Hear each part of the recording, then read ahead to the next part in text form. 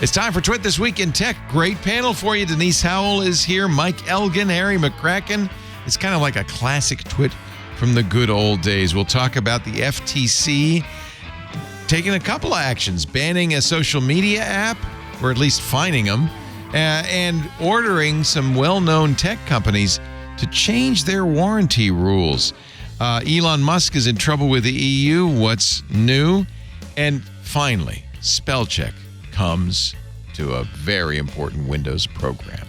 All that coming up next on Twit. Podcasts you love. From people you trust. This is Twit.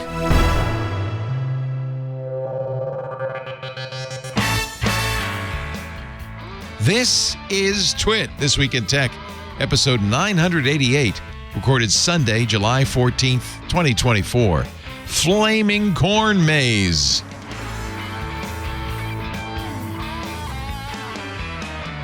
It's time for Twit This Week in Tech, the show where we cover the week's tech news with a panel of brilliant, stunning, good-looking, fascinating people, like the technologizer himself, Harry McCracken from Fast Company. Hello, Harry. Hi, Leo. Nice to see you in studio. Good to be here. Sniff. Well, it might be the last time you're in studio. I Not feel the sad last about time on that. Twit, though. No.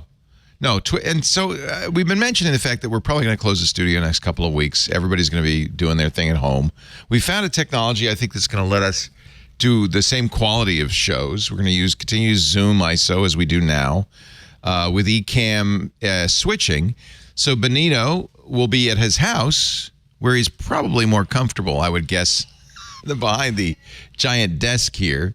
And he'll be switching from this house. And you're going to have a voice channel, right, Benito? You can still talk to me. Yeah, I should be able to talk to you. Yeah. John, our studio manager, is going to retire. His second retirement. He retired to come here from Cal State. And now, where? Cal State, LA. LA, that's right. And now, so you have that pension. And then he retired and he moved up here to be near the studio. And at some point, Lisa finally said, we should give this guy a job. and ever since, best thing we ever did, he's been our studio manager. But without a studio.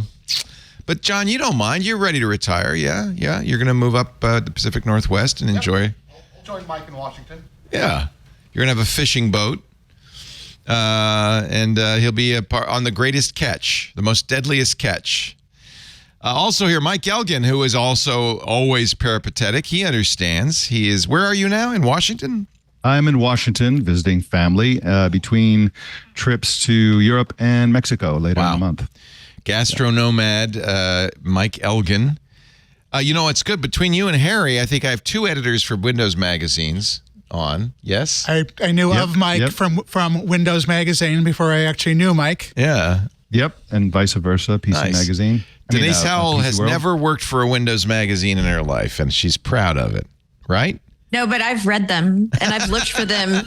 I've looked for them at airports in recent years, and I'm sad at the paltry selection. There of really tech isn't magazines you can buy. Yeah. Oh, one computer shopper would last you a 12-hour flight back in the day. Yeah. And you could use it as a pillow, so it was or a seat to raise your seat. Denise Howell is, of course, attorney, former host of This Week in Law, and current podcast is at Hearsay Culture. She actually has two at hearsayculture.com. Uneven distribution and R&D with D&D. So it's good to have Correctamundo. You are doing a lot of stuff nowadays. That's great. Love it. Yeah, and you're going to do my show on Friday. I'm on your calendar. I forgot. I am. Yeah. Thank you for reminding me. I have it in my calendar. I'm looking forward to it. Oh, good. You might see the new attic studio, my special place. I'm bringing this chair. I have to have the Dr. Evil chair, right? You do. I think that's part of the look. And even though the gear behind me is, how big is that? 3 feet, 4 feet? Yeah. Bigger than that. 8 feet? 20 feet. How big? I don't know if I'm going to be able to fit that in. I'm definitely not bringing that crappy clock that hasn't worked in a long time. My guess is 7.5 feet. 7.5. Harry is one of those people that knows the exact But I don't dimensions know. of anything. Might be forced perspective. Yeah. So I think I have my brick. I have my brick I see your from brick. the brick house. What does your brick say? It says twills in your studio, copy and floppies. That is a dated reference if ever there was one. Yes. Anyway, it's great to have you all three to talk about what was really a fairly uneventful week, at least in tech. This is not an uneventful week in news, as everyone knows. But at least with tech, there wasn't a huge amount. Samsung had its annual snooze fest of an event, the Unpacked event, at which they announced the Galaxy Fold Z Fold 6, $1899. It's a little squarer, which is kind of cool. The Z Flip 6, which I kind of like the form factor, but I don't really much use it. A new watch, new earbuds. Is it just me, or is there excitement about Samsung these days? I think they deserve credit. I wouldn't say it's exciting, but I think they deserve credit because they're really spending on these events. They're doing live events. You go to an Apple event nowadays and everybody's just watching a film. It's a TV like show. when you have a substitute teacher at school. Yeah. And so these guys are holding big events in big cities like Paris, right?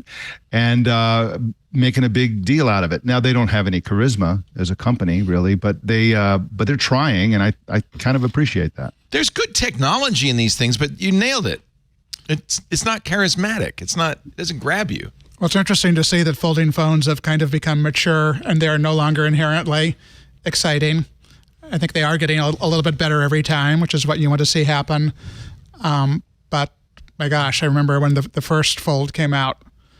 Oh, that was something. I wrote several extremely long articles just because there was a lot to say, and now there isn't. Although I still wonder, like, if they were $900 rather than $1899, whether everybody would have them. It kind of feels like a niche product, not a mainstream product. It seems like, it's a niche that I think some people do love. Both the tablet style. That's the definition of a niche. The flip style. But it's got to be a small. Likes. Yeah, it's got to be a small. These are expensive devices, and besides the folding screens that they have, they've pretty much given up on the concept of being an alternative to Apple, and they've instead decided to just be Apple. Let's just have earbuds that are exactly like AirPods. Let's have a watch that's just like Apple's high-end watch, and they even call it the Ultra. Gigantic. You're not trying to hide it when you even call it the Ultra. It's like, right. Well, but in a way, I think that's not a bad strategy because there's the half of the world that uses iPhone, and then there's the other half that uses Android, and they probably want parity in terms of their technology, I would guess, right? I like the Z Flip, but I don't carry it. It's a kind of a cool. And do we know that these screens are reliable now? Are they? Is there anything to worry about with the screen? Yeah, how's the first generation holding up after all this time? That's a good question. Harry, do you have any sense of that? Since they had the original ones that had all kinds of problems, I haven't heard too many stories about issues. But yeah, I assume particularly at these price points, people are still carrying the early ones. I think the Galaxy watches are very credible. Again, it's for people who use Android, right? And it'll work with most any Android device that can run the Galaxy Gear app. It'll work on, which includes Pixel phones. I really do wish there was one great smartwatch that worked on everything. Yeah, it's really that would be great. I wish there were a messaging app that worked. I guess there is, but it feels like the world is now bifurcated between Android and iOS. Denise, you're an iOS person, I would imagine.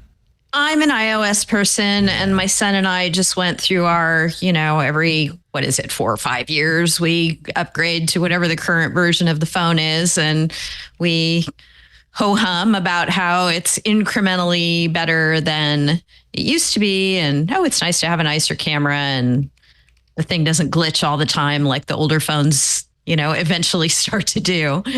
Your son is college age now, yeah? Yes. Yeah. So how old was he when you got him his first cell phone?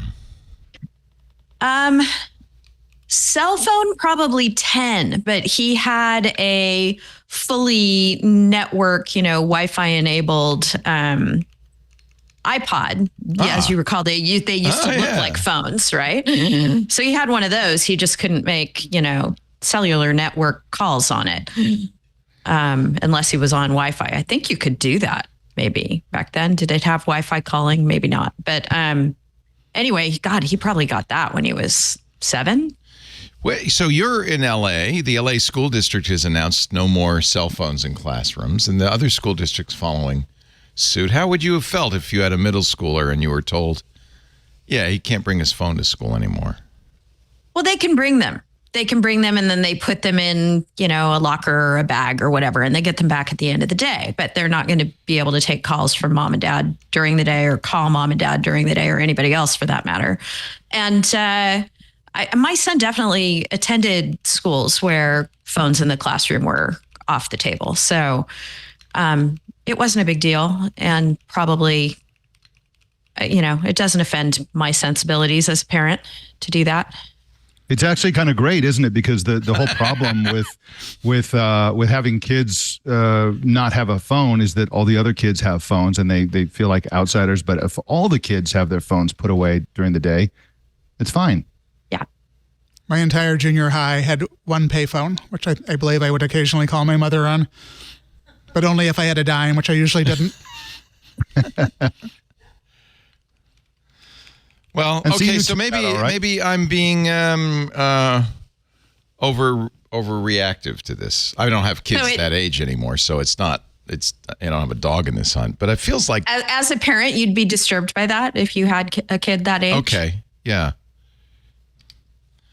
All right. I mean, I think maybe are you influenced a little bit by Jeff Jarvis, who has a high sensitivity to moral panics? Yes, and it feels like a moral panic. Yeah, yeah, I just think it's fine. I just don't think any of this stuff is particularly good for kids when they're in school.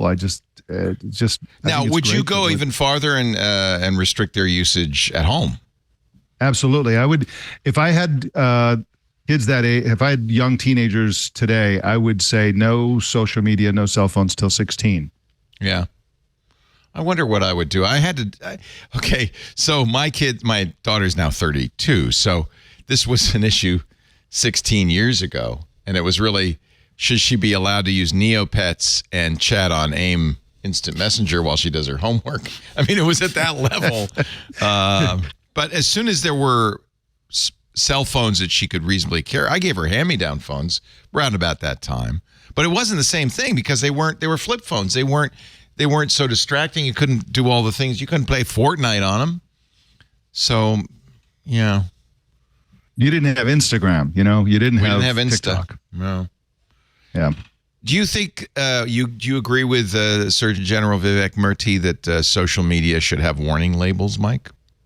No, I think it's ridiculous. First of all, warning labels in that context are just going to be just ignored. You see it once, you're like, and then you never notice it again. They're just completely worthless. Plus, I think it's a misuse of that concept. If we have actual, poisonous, cancer-causing substances like tobacco, and we put a warning label they deserve on it, makes warning a lot labels. of sense. Yeah, but it's a the idea that social media and is addictive.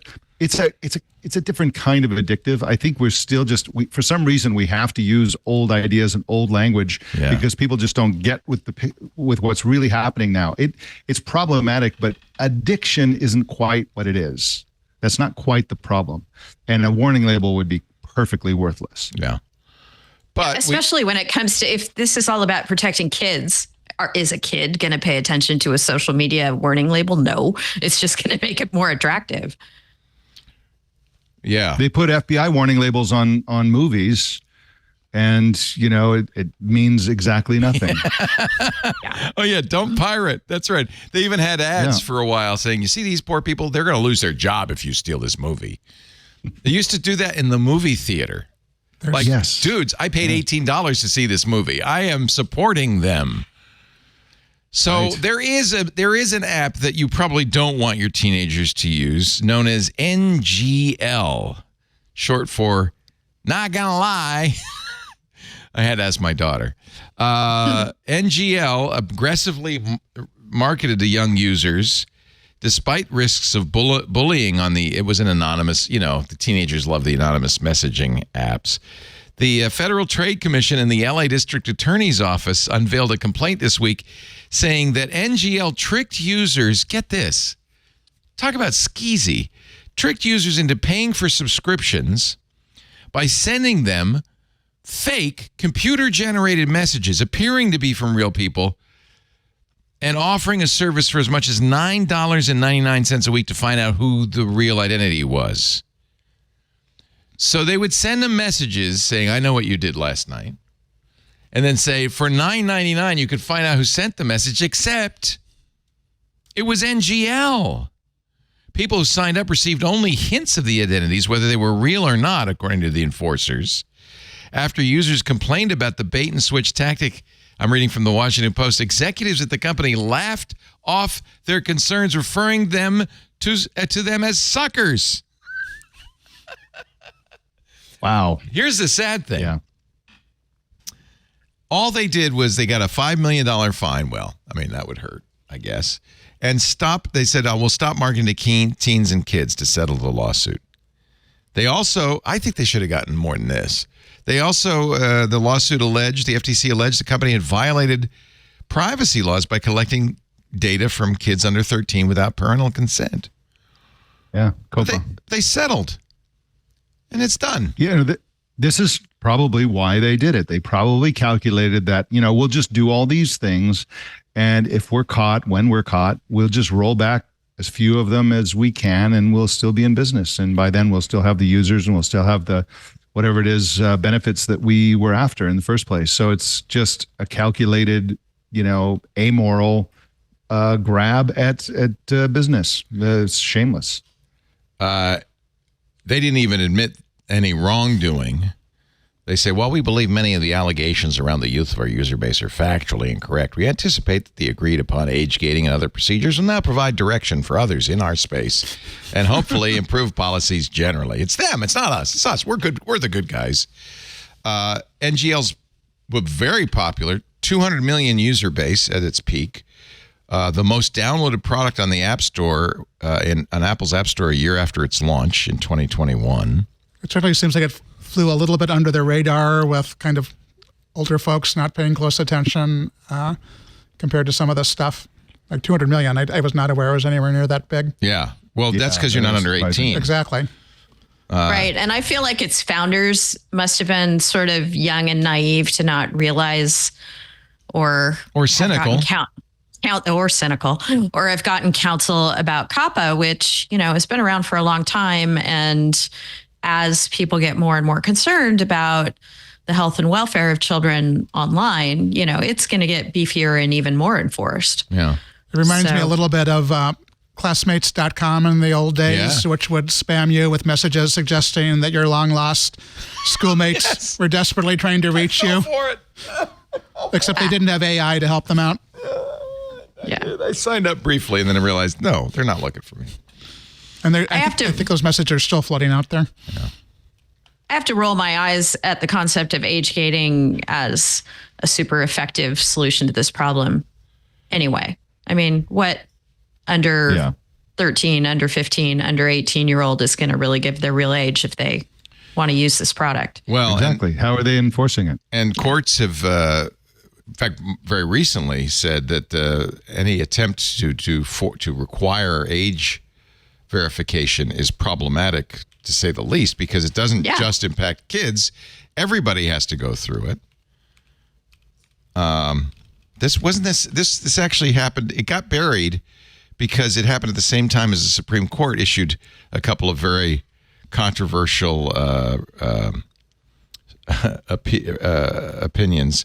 But I think it was a judge in Mississippi that blocked age verification rules, saying it's a violation of the First Amendment. Right. And how actually do you verify a child's age if they're under 16 or whatever the driving or ID age is in most states? What are you going to use? As far as I can tell, it can't be done. Yeah, not Birth without certificate? Yeah, not without. Well, there are companies that claim they can look at you and tell you how. I swear to God, that. Oh well, we could tell. No, we know how old you are. We also know what you did last night, but that's a different branch of our business.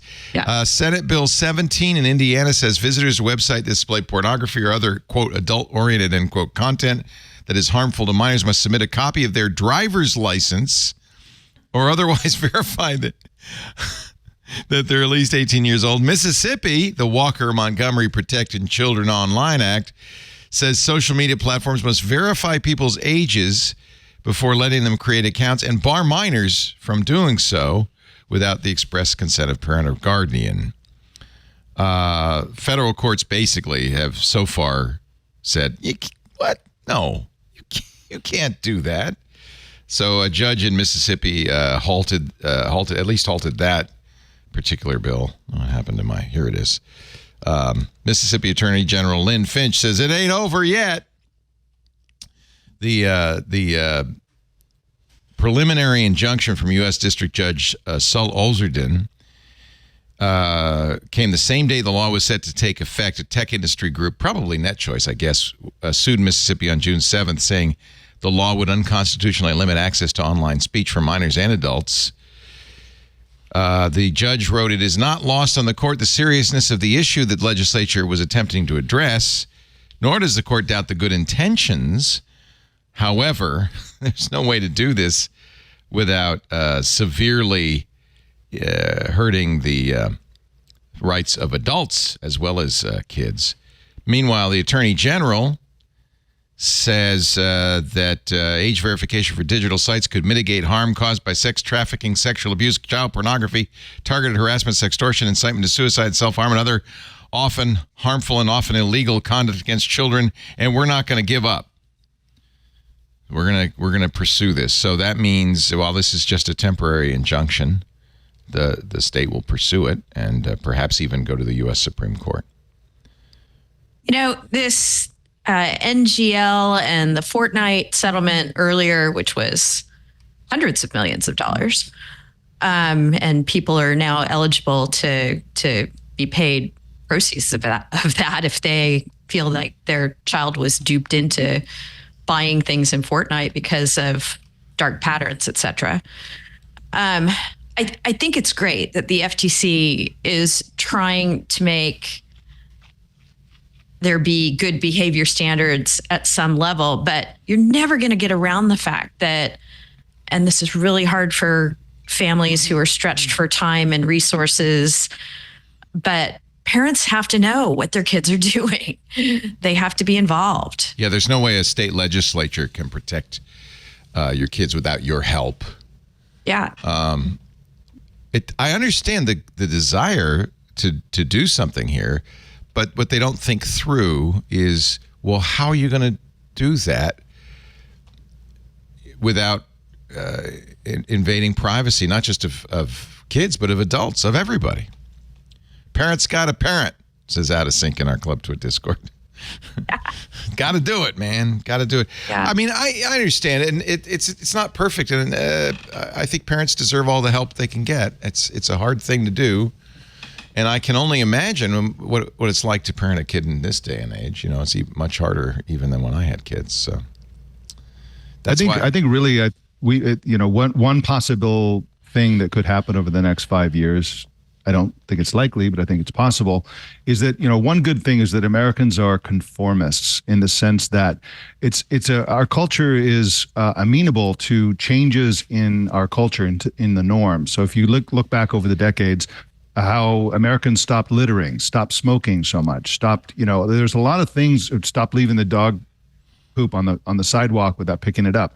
These things are ostracized. These are unacceptable behaviors in the United States through a combination of PSAs, I guess, and social pressure. And you could imagine a future where we all decide that just, phones and social networking apps for kids is unacceptable, and just everybody, let's all not do that. I can imagine that. I don't think it's going to happen, but that's one way to do it. Just have everybody not do that. Well, I feel like we're almost kind of getting there for everybody, right? I mean, I feel like the adult population is very leery, becoming more and more leery of, the time that you spend engaging with these platforms. And, there are whole vacations out there that are strictly designed and marketed to get you offline, right? To put you somewhere remote and isolate you from but only those for a limited influences. time, not forever, just for a limited day, time a week. only. Yeah. Well, nobody wants to be offline forever, or am I wrong? Very few You're people. not wrong. A brief time, a week or two. Everybody wants to get off social, but they don't want to get off social. You could That's the just problem. not use it. I mean, you could just not sign in. I know people who intentionally don't have a smartphone, but I don't think I know That's one anybody way. who intentionally is just not online, period. Right. Although It is helps tempting. that the social. Yeah, it helps that the social networks are kind of suck these days.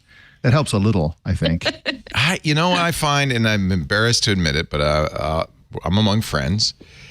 It's like a car wreck. I can't, I have to go to X every once in a while just to see the wreckage. the wreckage.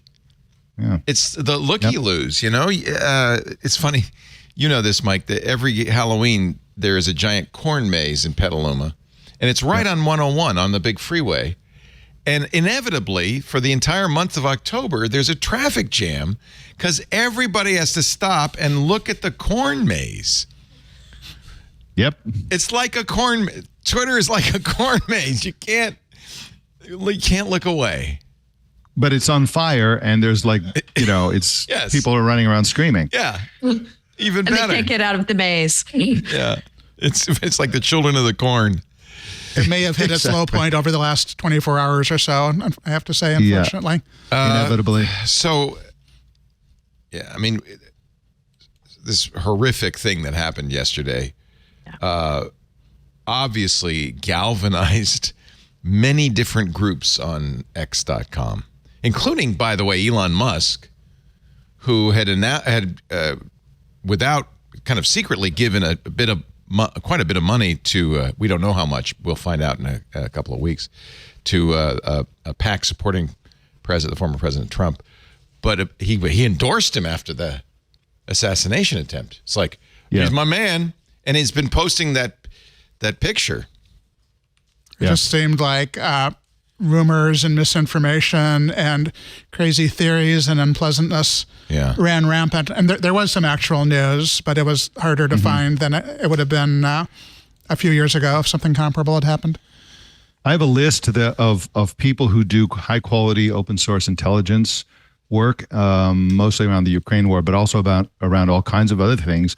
And that list got super busy, sort of shooting down debunking the false things that were flying around. So one of them, there was a photo going around saying this is the shooter, and then they quickly jumped on that and figured out through open source intelligence techniques, no, that's not the shooter, that's a hoaxer. How often has that happened on Reddit, where they identify the culprit incorrectly? The Boston Marathon bombing being the classic example. Yeah. Yeah. The internet is not good at that. One really impressive thing that one of them did was there was immediate disinformation about how the whole thing was a hoax and blah blah blah blah. And so this person basically dissected the video and calculated the time between visual information of the bullet and the sound of the bullet, and found out that it matched exactly what they were saying in terms of the distance. Oh, how interesting. And so he was verifying the claim that it was legit and that this is what the person was and all that stuff. It took like 6 years after Kennedy's assassination for all the Dealey Plaza, numeric calculations. It took 6 seconds. And this one took 6 minutes. The internet, everything's a little faster. What's been striking me is how, much more technology we have now to sort of unpack what happened. But wouldn't you think that the technology we have now could have contributed to this not happening? I mean, surveillance technology, AI, I don't know what the Secret Service uses. This is why there's conspiracy theories, is nobody's believing what happened. Well, I believe it happened, but I believe it certainly shouldn't have. Yeah. Well, that's another matter and kind of outside our purview. I do notice, though, that many of us went to X and watched the car wreck, right? Yeah. I got to see what's happening. I did learn of it from X. I happened to be doom scrolling and I saw this horrible news come through. But then I turned on the TV, I have to say, in the way I might have in the old days. Yeah. I was actually watching Godfather 2 with some people, and there was an attempted assassination of Michael Corleone. Right. And right when that happened, my Twitter blew up with the news. Wow. Very strange. So you still have, okay, so this is interesting. You've just revealed that you have your notifications turned on. What I do is I have a 3 or so breaking news notifications that ring my watch. Yeah. And I just for the major breaking news things. So you're not going to be the guy that goes for a week with no internet. No, that's not happening. No, that's not happening. That's not you. No. I knew from Snap, but only because I have a 20-year-old. Snap. They knew he snapped you. They knew. Yeah. No, he didn't snap me. He was in the house and he yelled at me. Oh, but he won't found believe, out because you won't he was believe on what's Snap. happening. Wow. He knew in real time. He knew moments after it happened. Wow. Yeah. I'm proud to say I had no idea for hours. Hours. Oh, wow. Yeah. Tell me your secrets. I plug my ears with wax like Okay. like Odysseus on the mast. Let's take a little break. When we come back, another fascinating breach at AT&T. Well, this one's a biggie. You're watching This Week in Tech with Denise Howell from This Week in Law and Hearsay Culture. Having a nice, are you having a La Croix today? I'm having a kombucha. Oh, delicious. I've become a Yes. kombucha fan every day. I have my kombucha. Yes. I hear it's good for you. I don't know. Harry McCracken is here. I like them. I like it. Yeah. Technologizer. Great to have you from Fast Company. And of course, Mike Elgin, our digital nomad. His new newsletter, we should give it a big plug, machinesociety.ai. Is it an AI newsletter? I'm guessing. Oh, you mute every time I go to a commercial, thinking that sorry. I will not speak to you. But no. Oh, no. I just expect that nobody wants to speak to me. No, it's a Machine Society is about AI, spatial computing, really advanced stuff that's starting to impact culture. And so it's fairly loose about the subject matter, but it's really topical about what's really, really about to change human life. And you know, as people, Harry, I'll include you in this. We've covered technology for decades. It's nice to have something new and exciting happening. Or do you disagree? Oh my gosh, I think this is the single most interesting time in a lot of important ways. Yeah. Certainly since the web came along and maybe bigger than the web, or at least more fun to write about than the web. It had been getting kind of, ho-hum, another Samsung phone, and now it's kind of like, whoa, let's see where this AI goes.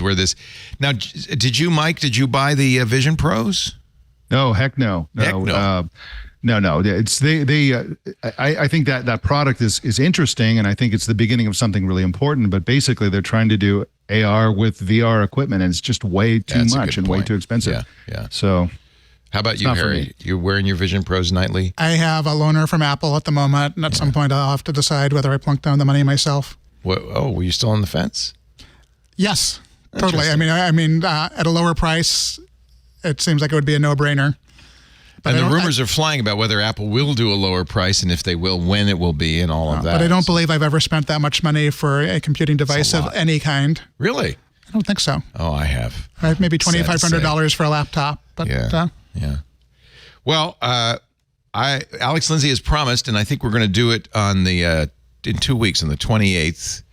We're going to do a Vision Pro stream of Twit. Ooh. Using from a company called Voodoo Streaming. I can't remember their exact name. Anyway, Alex, Voodoo Streams. Is that right? I can't remember. Anyway, Alex is going to do it all. We're going to bring the case, going to bring a camera in, and well, it'll be 3D. It'll be 3D if you have a Vision Pro. It'll be spatial. Yeah. It's going to be Nice. a spatial episode of Nice. Twit. Yeah. It's probably the last studio episode as well. So I think it's kind of nice to. Alex has always done that. Years ago we did Dolby, when Dolby had a technology called Dolby headphone that was spatial. We did a show that way. Alex brought this $60,000 camera that did 3D, pictures back in the day. We did it at the old brick house. We did a version. So Alex has always brought toys, and we've always taken advantage of them. So the 2 weeks, 28th, if you've got for the handful of you who watch who have a Vision Pro, Harry, here's your chance. Do something interesting. I'll charge it up. Charge it up. Dust it off and charge it up. Can I ask, since I don't have a Vision Pro and I haven't played around with it, what's the benefit? Like, I could walk around behind you while the show is going on? No, or what? You can't. No, not allowed. You don't want to see the bald spot. No, I don't think you can. Actually, that's to me, it's a little weird because it isn't. There'll likely be life-size holograms instead of people in a little box, and so it'll feel like you're here, but you can't walk around us, right? Yeah. But I think you can be placed in the room. The user can place you in the room where they want you. If you did the show on a tightrope over the Grand Canyon, it would be incredible. But if you're just sitting in a chair, you should do that. A little less incredible. Yeah, well, that's me. I'm not doing a tightrope on the Grand Canyon, so take it or leave it.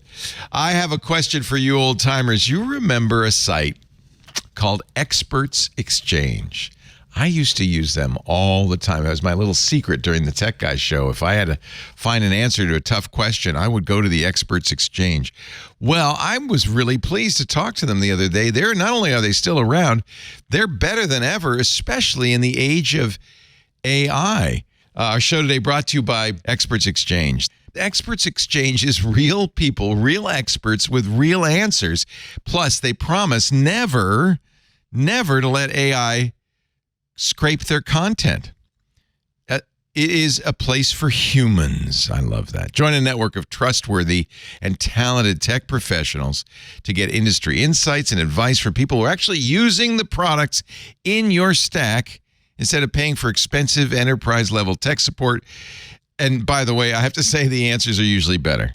I love Experts Exchange. It's the tech community for people tired of the AI sellout. Experts Exchange is ready to help carry the fight for the future of human intelligence. Professionals in over 400 different fields. Coding, you bet. Microsoft, yes. Azure and so forth. DevOps. Every topic under the tech sun. And unlike other places, they're never snarky. They never put you down. Duplicate questions are always encouraged because the contributors are tech junkies who love graciously answering all questions. Plus, they get karma points for those answers, which is they love too. In fact, in many cases, the people who are answering questions get points towards their certs or towards their continuing education. It is very much encouraged, which is fantastic. One member said, I've never had GPT stop and ask me a question before. That happens on EE all the time. Experts Exchange. They're proudly committed to fostering a community where human collaboration is fundamental. I'm with them on that one. In fact, we've got listeners, Security Now listener and VMware vExpert Rodney Barnhart is one of the experts on Experts Exchange. Microsoft MVP and ethical hacker Edward Von Billion. Cisco design professionals, executive IT directors, and more. Whether you're a CIO, an IT professional, a CISO, there are answers here, or just, a user, there are answers here for you. And again, while other platforms, and most of the other platforms are doing this, are selling their content to train AI models, Experts Exchange says your privacy is not for sale. They actually consider it betrayal of contributors worldwide. They have never and will never sell your data, your content, your likeness. They block and strictly prohibit AI companies from scraping content from their site to train LLMs. And you'll like this too. The moderators are absolutely adamant that no LLM content can come in the answers. They get rid of it all if they see it. If they see the word delve, it's over. The supreme reward for attaining expertise, I think this is true, is the fulfillment of passing your knowledge on to help someone in need. I've always felt that way. And that's what Experts Exchange is all about. Experts deserve a place where they can confidently share their knowledge without worrying about a corporation stealing it to increase shareholder value. And you and I deserve the answers from real experts, safe from AI. Join Experts Exchange today. Oh, and because, a lot of people like me had kind of forgotten about Experts Exchange, They want you to know you're welcome back, and they're going to make it easy. 90 days free. Your first 3 months free. You don't even need to give them a credit card. So they really know that if you try it, you will like it. This is confidence in their product. It's easy to remember the address, and you can tell how long they've been around. e-e.com/twit. e-e.com/twit. I had such a nice conversation with them. I said, guys, I'm so thrilled you're still around, and doing better than ever. e-e.com/twit. But they know. You may be suspicious. You may say, well, am I going to get good answers? So they're giving you 3 months free. No credit card needed. Yeah. Aaron Mays in our YouTube chat says, I forgot they existed. I know. e-e.com/twit. Welcome back, Experts Exchange. We're so happy to have you as sponsors of This Week in Tech. I know I've recommended them, but it has been a long time. It's been a long time. Just between you and me, it got very expensive. And I didn't want to pay the extra money and so forth. And then along comes Stack Overflow and Quora and all these others. But I have to say, I don't know if you've used either Stack Overflow or Quora lately, but the content is just terrible. So it's nice you kind of do want to pay for it. It's not expensive. They've really understood that they needed to cut the price. And 90 days free because it's really good content and they want you to see that and know it. I don't know. I think it's kind of fun to have a company that says, yeah, no AI. Sorry, I know their stock value would be much higher if they had AI in the letters, but I would like to see a lot more of that, actually. Yeah. In fact, I would love Google search. Okay, have your separate Gemini thing, whatever. But I want a Google search to be able to click a button, say, find me the human-generated content. What a service that would be. Well, and stop putting peanut butter in my chocolate, Stop putting AI and everywhere. Stop putting glue on my pizza. Yeah, especially no more glue in the pizza. I hate that. I don't want to eat rocks. Stop it. So this is a continuing saga. This Snowflake breaches continue. Snowflake now, I think they said there's 155 companies that used Snowflake software and that have been hacked as a result. So you can't completely blame AT&T for this. Snowflake is, good. Look at their headline. Generative AI is easier in the cloud. Snowflake is a cloud solution that AT&T and many others were using. And as a result, breaches happen. AT&T says criminals stole phone records of, quote, nearly all wireless customers.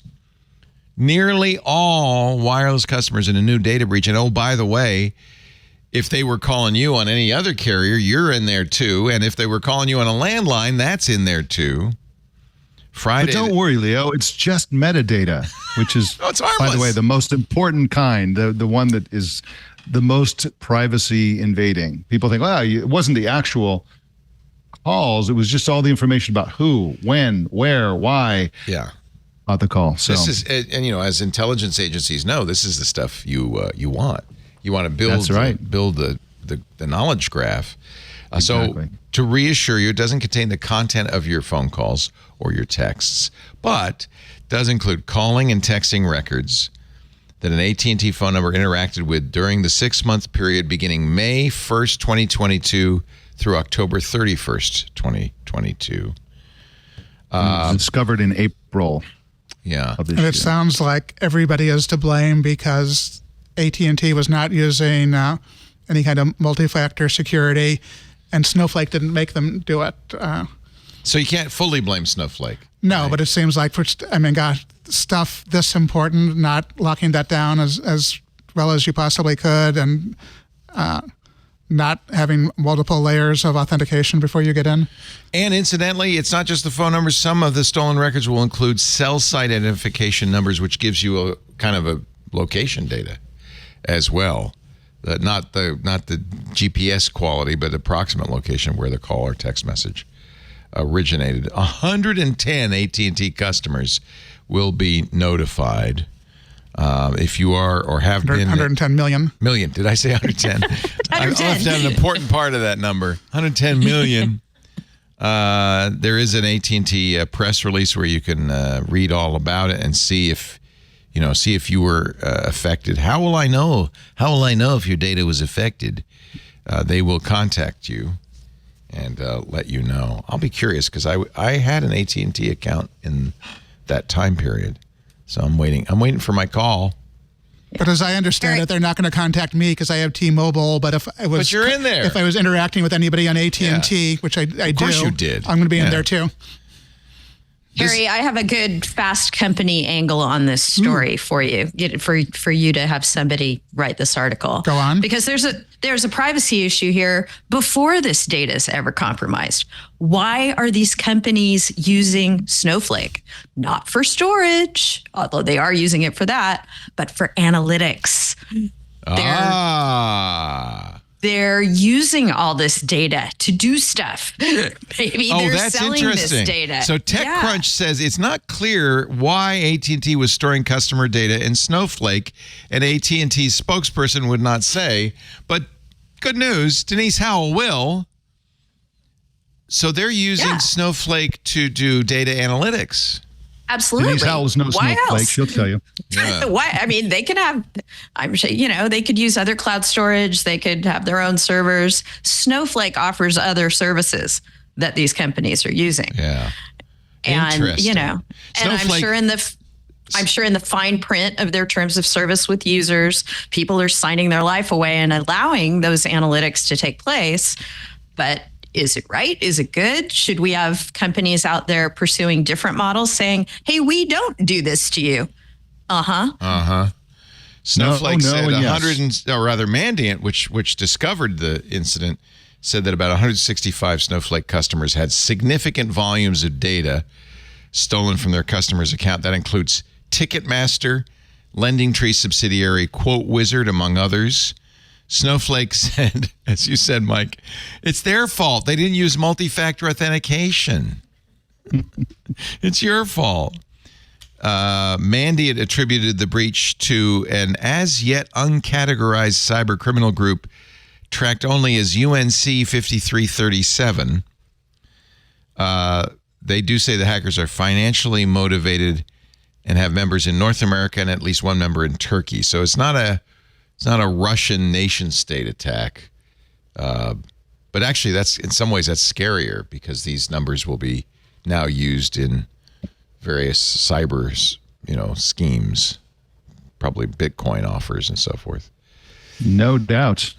And this comes on the heels of a recent 10 billion password leak or posting, I guess, online that happened a couple weeks. See, I'm wondering. I mean, that's one of the things that just as this kind of mass storage and computer power has been useful for companies cross-referencing information about us for advertising and other purposes, the bad guys presumably have the same kinds of capabilities. And if there is a breach of this and a breach of that, and they can tie the two together, maybe they get the passwords from one breach, the phone numbers from another breach, and there's a lot of money to be made. A lot of money. And the other thing that's happening, I read a lot about cybersecurity, and the clear arms race in cybersecurity with AI is just really astonishing to witness. It's getting to the point where all the cyber criminals are using AI, and it's getting to the point where the only defense is to use AI-based cyber defense tools. So we're getting all those things we talk about with the military. Oh, it's going to be drones fighting drones and AI, self-targeting drones fighting other self-targeting drones. That's what's happening in cybersecurity already. Wow. So it's really a fascinating new world. Rusty Bones in our YouTube chat says it's the third time AT&T has notified him he's been violated. I thought this was the same breach as the other breach that happened not too long ago. No, it's not. It's another one.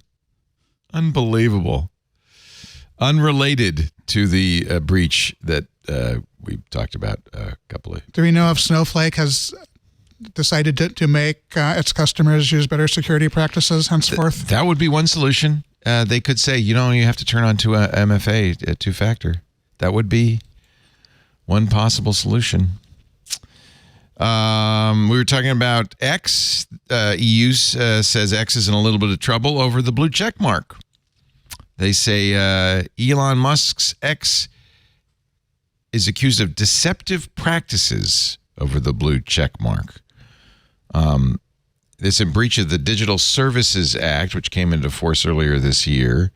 In preliminary findings from an investigation that began last year, the EU said that following Musk's $44 billion takeover of the company 2 years ago, allowing anyone to gain a blue checkmark would deceive millions of users. I guess that's true, because a blue checkmark implied that that was a verified account. Regulators in Brussels said, quote, since anyone can subscribe to obtain, could be a French, could be Flemish, but I don't do a Flemish Do you have a accent. cigarette? Since anyone can subscribe to obtain a verified status, it negatively affects users' ability to make free and informed decisions about the authenticity of the accounts and the content they interact with. X can defend itself, according to the Financial Times, but if the EU's findings are confirmed, well, you know this, the Digital Markets Act allows for some pretty hefty fines. 6%. Yeah, this seems like an issue that where it'd be in violation of European law, but not in violation of U.S. law. It seems to me like calling anybody anything you want on your own social network is an exercise of free speech on the part of I would agree. Elon Musk. Yeah. And what's the harm, really? I mean, I'm totally against Elon Musk. I'm totally against his takeover of Twitter. I think he's wrecked the place. But this seems like he's already demonstrated that it's his personal playground, and the First Amendment applies mainly to him as the owner.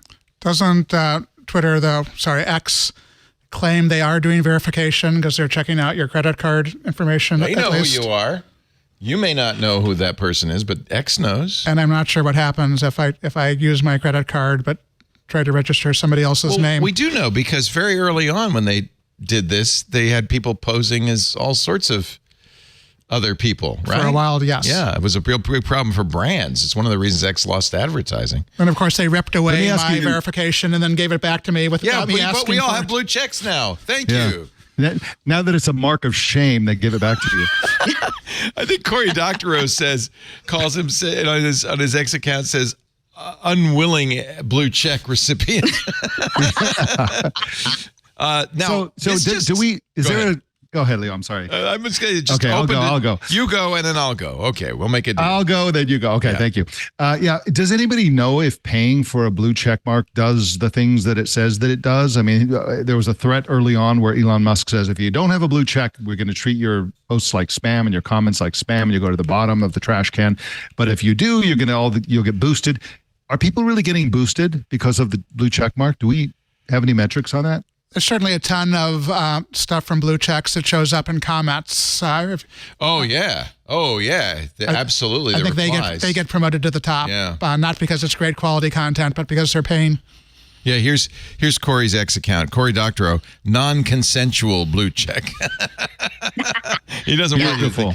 I do know that when I got the blue check, I all of a sudden got a lot of benefits, because I still have for some reason almost 500,000 followers. So I got Grok, I got all sorts of additional. Is that really a benefit? I mean, Grok is the dad joke AI. You can edit your tweets. Yeah, I can edit tweets. I get all sorts of monetization, and I mean, there is a lot of stuff you get. The best thing is the pro.x.com, which is the old, what do they call it? Twitterific or whatever it was called. TweetDeck is worth it. Thank you. Thank you. I got TweetDeck, which is nice. I do agree. Yeah. So Elon and the EU got in a shooting war, which seems to be a bad idea, but Elon's never one to hold back. On Friday, go ahead. It seems to me, at least with this thing about the blue check mark, someone at the EU is just having a ton of fun here, because in order to defend against this, X has to go in and say, no, our users fully understand that this blue check mark is just a piece of filth. Just a joke. We're not deceiving anybody. We're not. Everybody knows that. On Friday, Elon posted on X. Listen to this. The European Commission offered X an illegal secret deal. If we quietly censored speech without telling anyone, they would not fine us. The other platforms accepted that deal. X did not. Of course, he provided no evidence. To which EU Commissioner for the Internal Market Thierry Breton responded, "Be our guest, be our guest, be our guest, be our guest, Elon Musk. There has never been and will never be any," this is all an X, "any secret deal with anyone. The DSA provides X with the possibility to offer commitments to settle the case. To be extra clear, it's your team who asked the Commission to explain the process for settlement and to clarify our concerns. Up to you to decide whether to offer commitments or not. That is how rule of law procedures work. See you in court." Or not. He actually added the "or not," which is superfluous. So I break with thee, I break with thee, I break with thee, and then we throw dog poop on their shoes. Back in the day, blue checks used to mean trustworthy sources of information. Now, your father farts elderberry blueberry. Now with X, our preliminary view is they deceive users and infringe the DSA.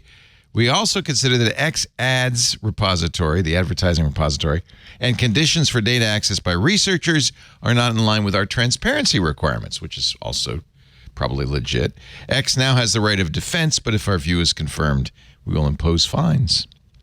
Also, under the DSA, you're supposed to be able to opt out of targeted advertising. I don't know if that's right. Yeah, I don't know if X lets you do that, or maybe they do in the EU and we just don't see it. That's one of the things Meta is in trouble with the EU, because they said, okay, we'll do that.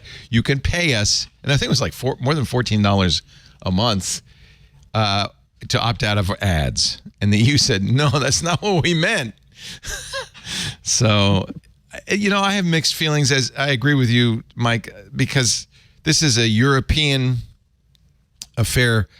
They almost always target American companies. Our rules are different. We have a First Amendment. They don't. Things like that. And so I have mixed feelings about this. What a lot of American consumers don't realize is about the zealousness by which European regulators go after American companies is that very often, most of the time, I believe, it's other American companies lobbying them to go after their competitors. Right. And or European companies like Spotify lobbying to go after Apple. Sure. Yeah. Yeah, but it's mostly Microsoft going after Google, trying to get the EU to go after Google, et cetera. Yeah.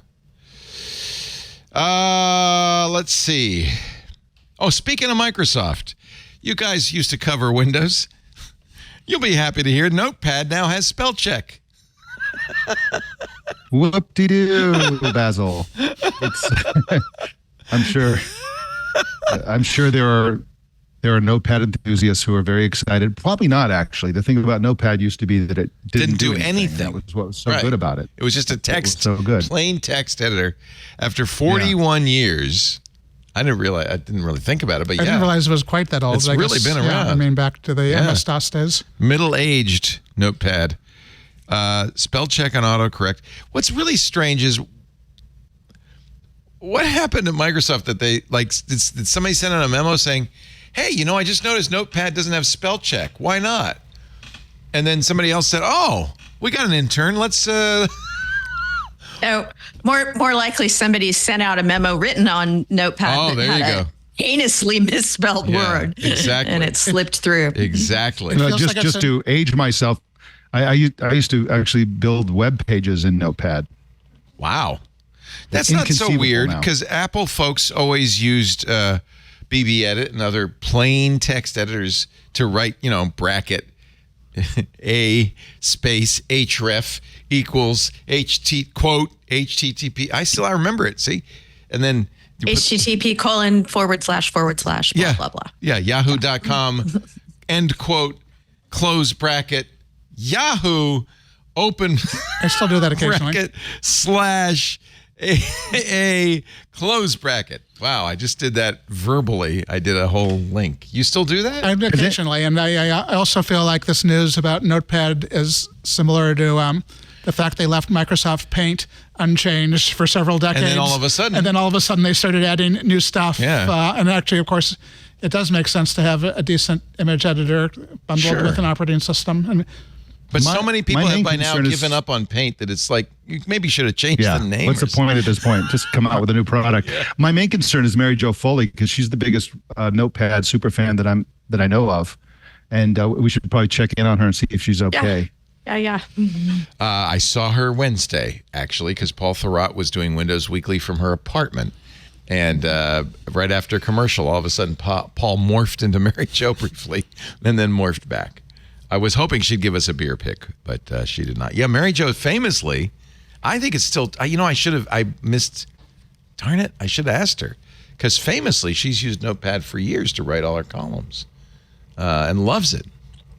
Yeah. I bet she's not happy about spell checking. I'm just thinking. Probably not. Yeah. Probably not. Yeah.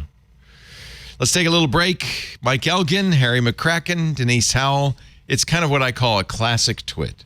A classic twit panel with the best of the best. You ready for Cisco Motific, our sponsor this week? Outshift, Cisco's incubation engine, merges innovation with the art of possible, a launchpad for transformative emerging tech.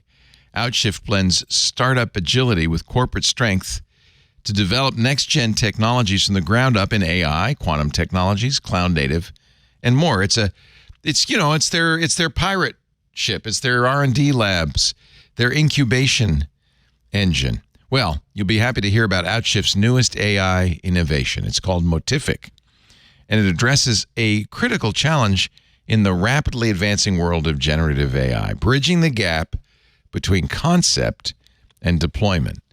It's fine to dream, but you got to implement, right? This model and vendor-agnostic solution supports the entire Gen AI journey, from assessment and experimentation to production. Motific accelerates deployment from months to days while safeguarding against Gen AI security, trust, compliance, and cost risks, all while empowering business functions to rapidly configure end-user assistance powered by organizational data. This is a dream come true. This is brilliant. Use Motific to create those assistants without any of the risk. Motific provides advanced customizable policy controls to prevent unauthorized access to sensitive data and helps ensure compliance throughout the entire process.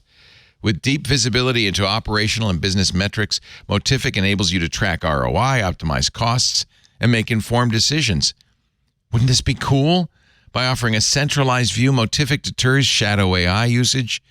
And that's, I think, got to be a problem in a lot of businesses. Let me just see what Gemini says. Let me just see what OpenAI says. No, you got Motific now.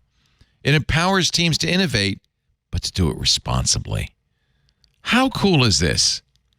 Move beyond the constraints of traditional AI implementations.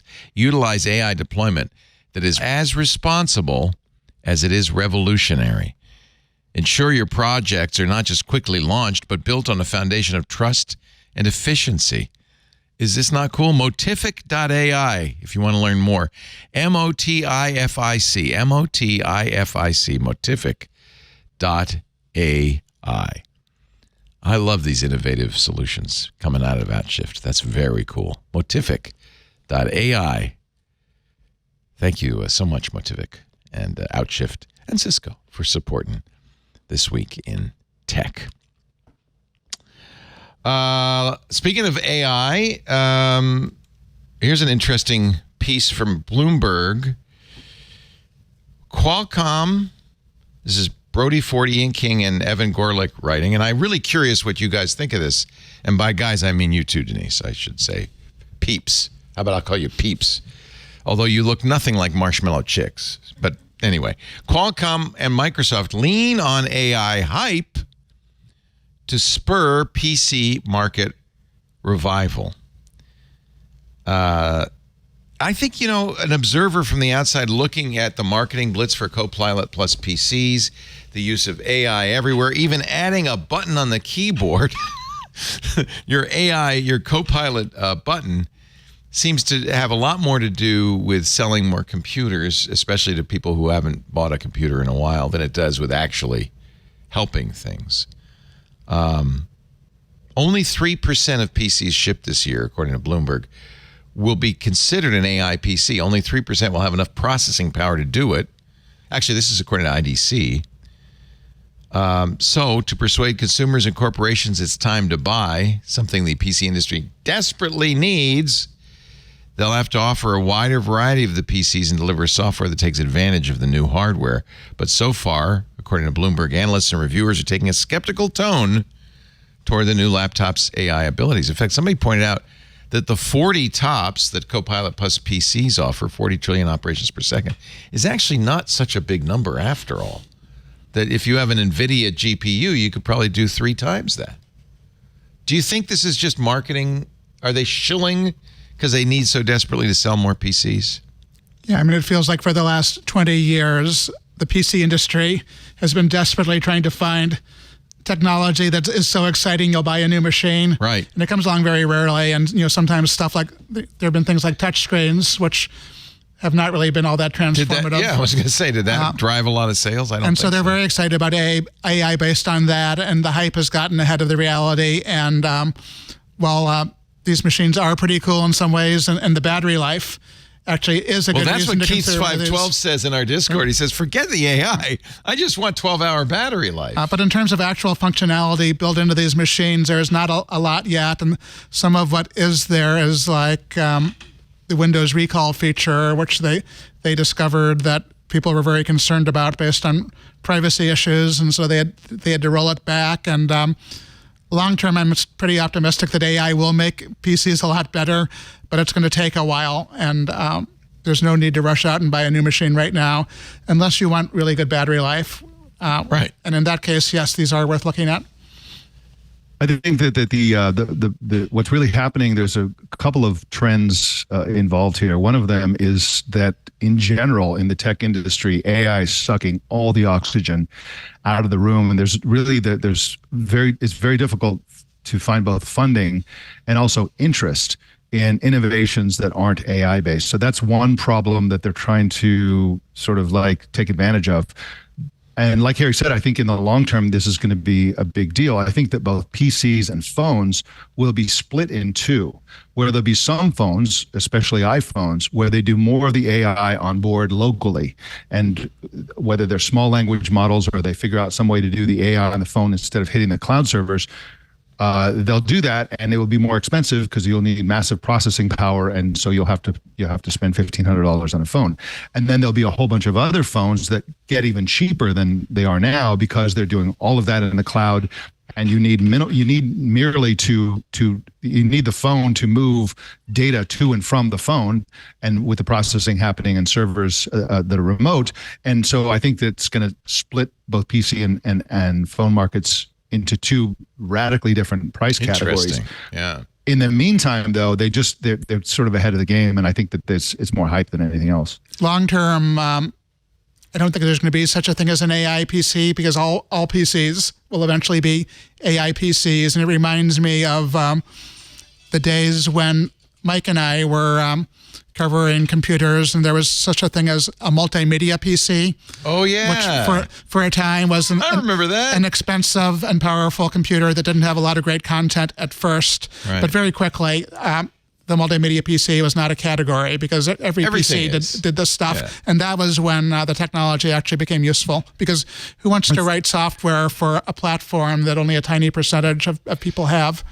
Well, that's interesting because that's one of the analogy. Things the Bloomberg piece says is that 3 of the big application makers, Adobe, Salesforce, and SentinelOne, rebuffed one of the larger PC makers when it asked them to tweak software so that AI tools could be used directly on the new computers in time for the launch, partly because these companies offer AI features in the cloud.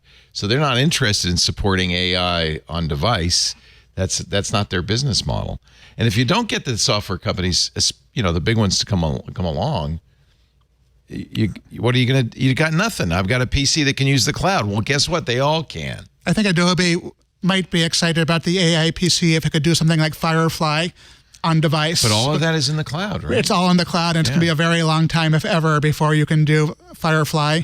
Do Photoshop's AI features like outbuilding the picture or replacing, are those on device, or are those are super duper in the cloud? All in the cloud, yeah. So they have no interest really in a PC that has special hardware for running jobs locally. It feels like in a lot of cases what an AI PC can do now is a much less impressive version of something that works pretty decently in the cloud at the moment. Yeah. So there's not a lot of point. Like you can do chatbots on device, but they're just not very good chatbots. Yeah, who wants to chat? And with when you them say anyway? in the cloud, when you're talking about the cloud, you're talking about mainly NVIDIA chips in the cloud, right? And so Snapdragon is fighting for its life against NVIDIA. Microsoft is always competing with Apple and so on. So there's a lot of big, taking big bets to try to compete with what the future is going to be. In the future, NVIDIA is going to just completely own the future for the next 5 years in terms of processing power, in terms of AI hardware, in terms of AI software that helps you use the hardware and all the rest. So that's really the play here. Is the Snapdragon X Elite chip is being promoted as a serious AI chip.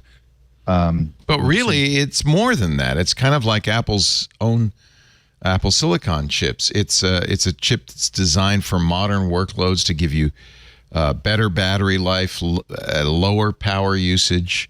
And I think that's something users want in laptops and mobile PCs.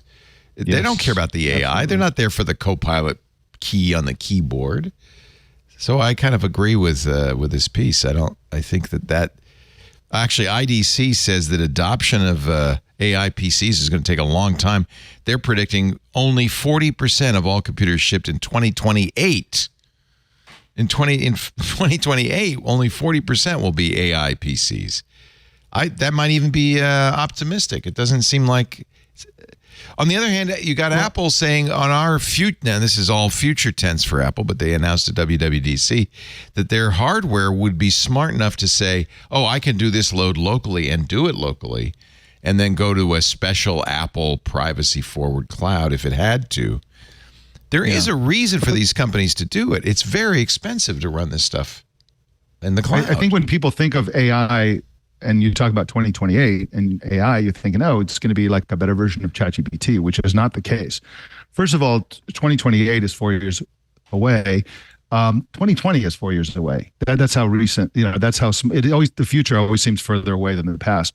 But we're talking about the gradual introduction of agentic AI, which is a radically improved version of LLMs, where instead of just trying to give you an answer for something you chat into a chatbot, it will look to understand your intent, your goals, and then it will actually do research and train itself, test its results, and then deliver it to you. So by 2028, the AI people are going to be using is going to be way more powerful. It's going to be her. In terms, is what it's going to be. Yes. Basically, but this is the problem. Anyways, remember, Microsoft offered with these. In fact, Microsoft may be saying, "Yeah, well, we tried to make them useful, and you wouldn't let us." They offered that recall feature, which is agentic AI. It watches everything you do, and then when you query it, it knows everything you've done. It knows what you did last night, and it can talk to you about it. But security experts pointed out this is a real problem. So, and this is the same thing Apple's been struggling with. How do we make it private and useful? Let's call the recall feature what it is. It's life logging. They introduced it in the same week that Gordon Bell died, and nobody's using the L word. Yeah. This is life logging par excellence. I used it. I brought up Gordon Bell. In fact, when I met him, he had a little camera around his neck. Yes. And this was 20 years ago. He was taking pictures of everything. And that was partly because of his own wife, Gwen Bell, who was had early Alzheimer's and was very forgetful. And so he realized this is important. We're going to record everything that happens, and it's going to be a huge help for her, and then ultimately a huge help for everyone, right? But he stopped doing that in 2007, and I interviewed him later, and he told me that the reason he did that was that thanks to smartphones and other new technologies, there's way too much data to process. And he said life logging will happen in the future when we have the AI to process it. Right. That future was announced by Microsoft, the company he worked for as a researcher emeritus or whatever it was. And on the same week he died. And it's like we need to keep, like you did, we need to keep that thread. That's what's happening here. That this vision started in the 40s, right? The life logging vision. Right. We finally realized it, and everybody's like, it seems like it's privacy violating. No thanks. This is the history of computing in a way. Can we throw Justin Kahn into this conversation as well? Sure. The guy Justin TV, who started Justin TV by allowing himself to be continually filmed, or I guess it's videoed or whatever you call it. And then iJustine followed suit and did it as well. But it all started. It started before that with JennyCam. Thank you. Was that you? JennyCam. Was that you, Benito? Who said JennyCam? I did. That was Mike. Okay, good. Yeah, she was a little too transparent with her life. Yes, probably. So to speak. Now she may just have an OnlyFans account. Yeah. Yeah, exactly right. It's funny. I was talking to my son, who's an influencer. In fact, his cookbook is Salt Hank. Currently, Salt Hank discounted on Amazon. Or you should check your local retailer. I think Target's got 40% off. I just saw the first copy of it. It's not out till October, but it's beautiful. It's fantastic. But I was talking to him about influencers and how everybody in his generation wants to be an influencer. And he said, well, there's different levels of influencer. He said the people who make the most money are cam girls on OnlyFans. He says those guys are raking it in. To which I said, yeah, they're good for them. You know, they've reclaimed their own, instead of some seedy porn video company, they're doing their own thing. He told me, and I don't know if this is true, that one of them showed the receipts. She made $50 million in a year. Wow. She became famous. Oh, he told me I can't remember the whole story. She was on some TV show, a Jerry Springer style TV show, Dr. Phil. And she said something, I'll meet you outside. And she's now known as the I'll meet you outside girl. I don't know what that means. Anyway. I don't know what that means. I don't know what that means. I'm too old for this. And she couldn't make a sandwich to save her life. It's outrageous.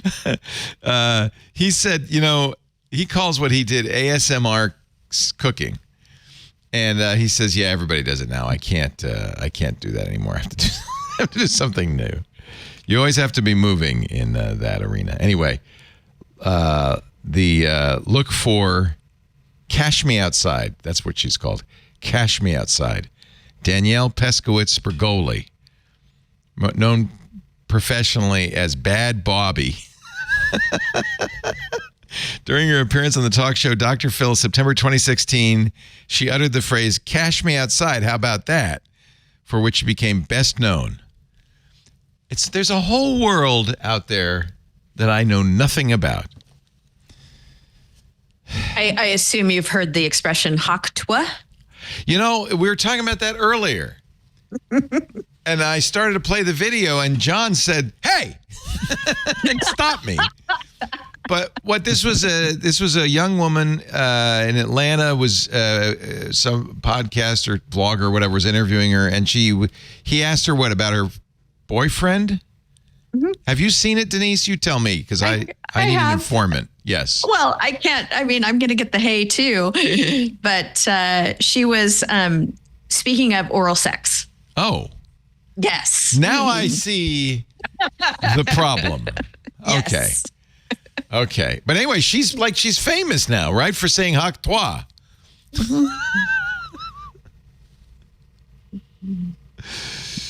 Thank you, Denise. I think globally famous. She is. She's huge. Yeah. She's like the next "Cash Me Outside" girl. She has a feature in Rolling Stone. Oh, my God. The world has gone mad. The world has gone mad. I don't understand it at all. Yeah. Goldman Sachs says AI is overhyped, wildly expensive, and unreliable. All true. Jason Keebler writing for 404 Media. I love Jason. He's been on the show.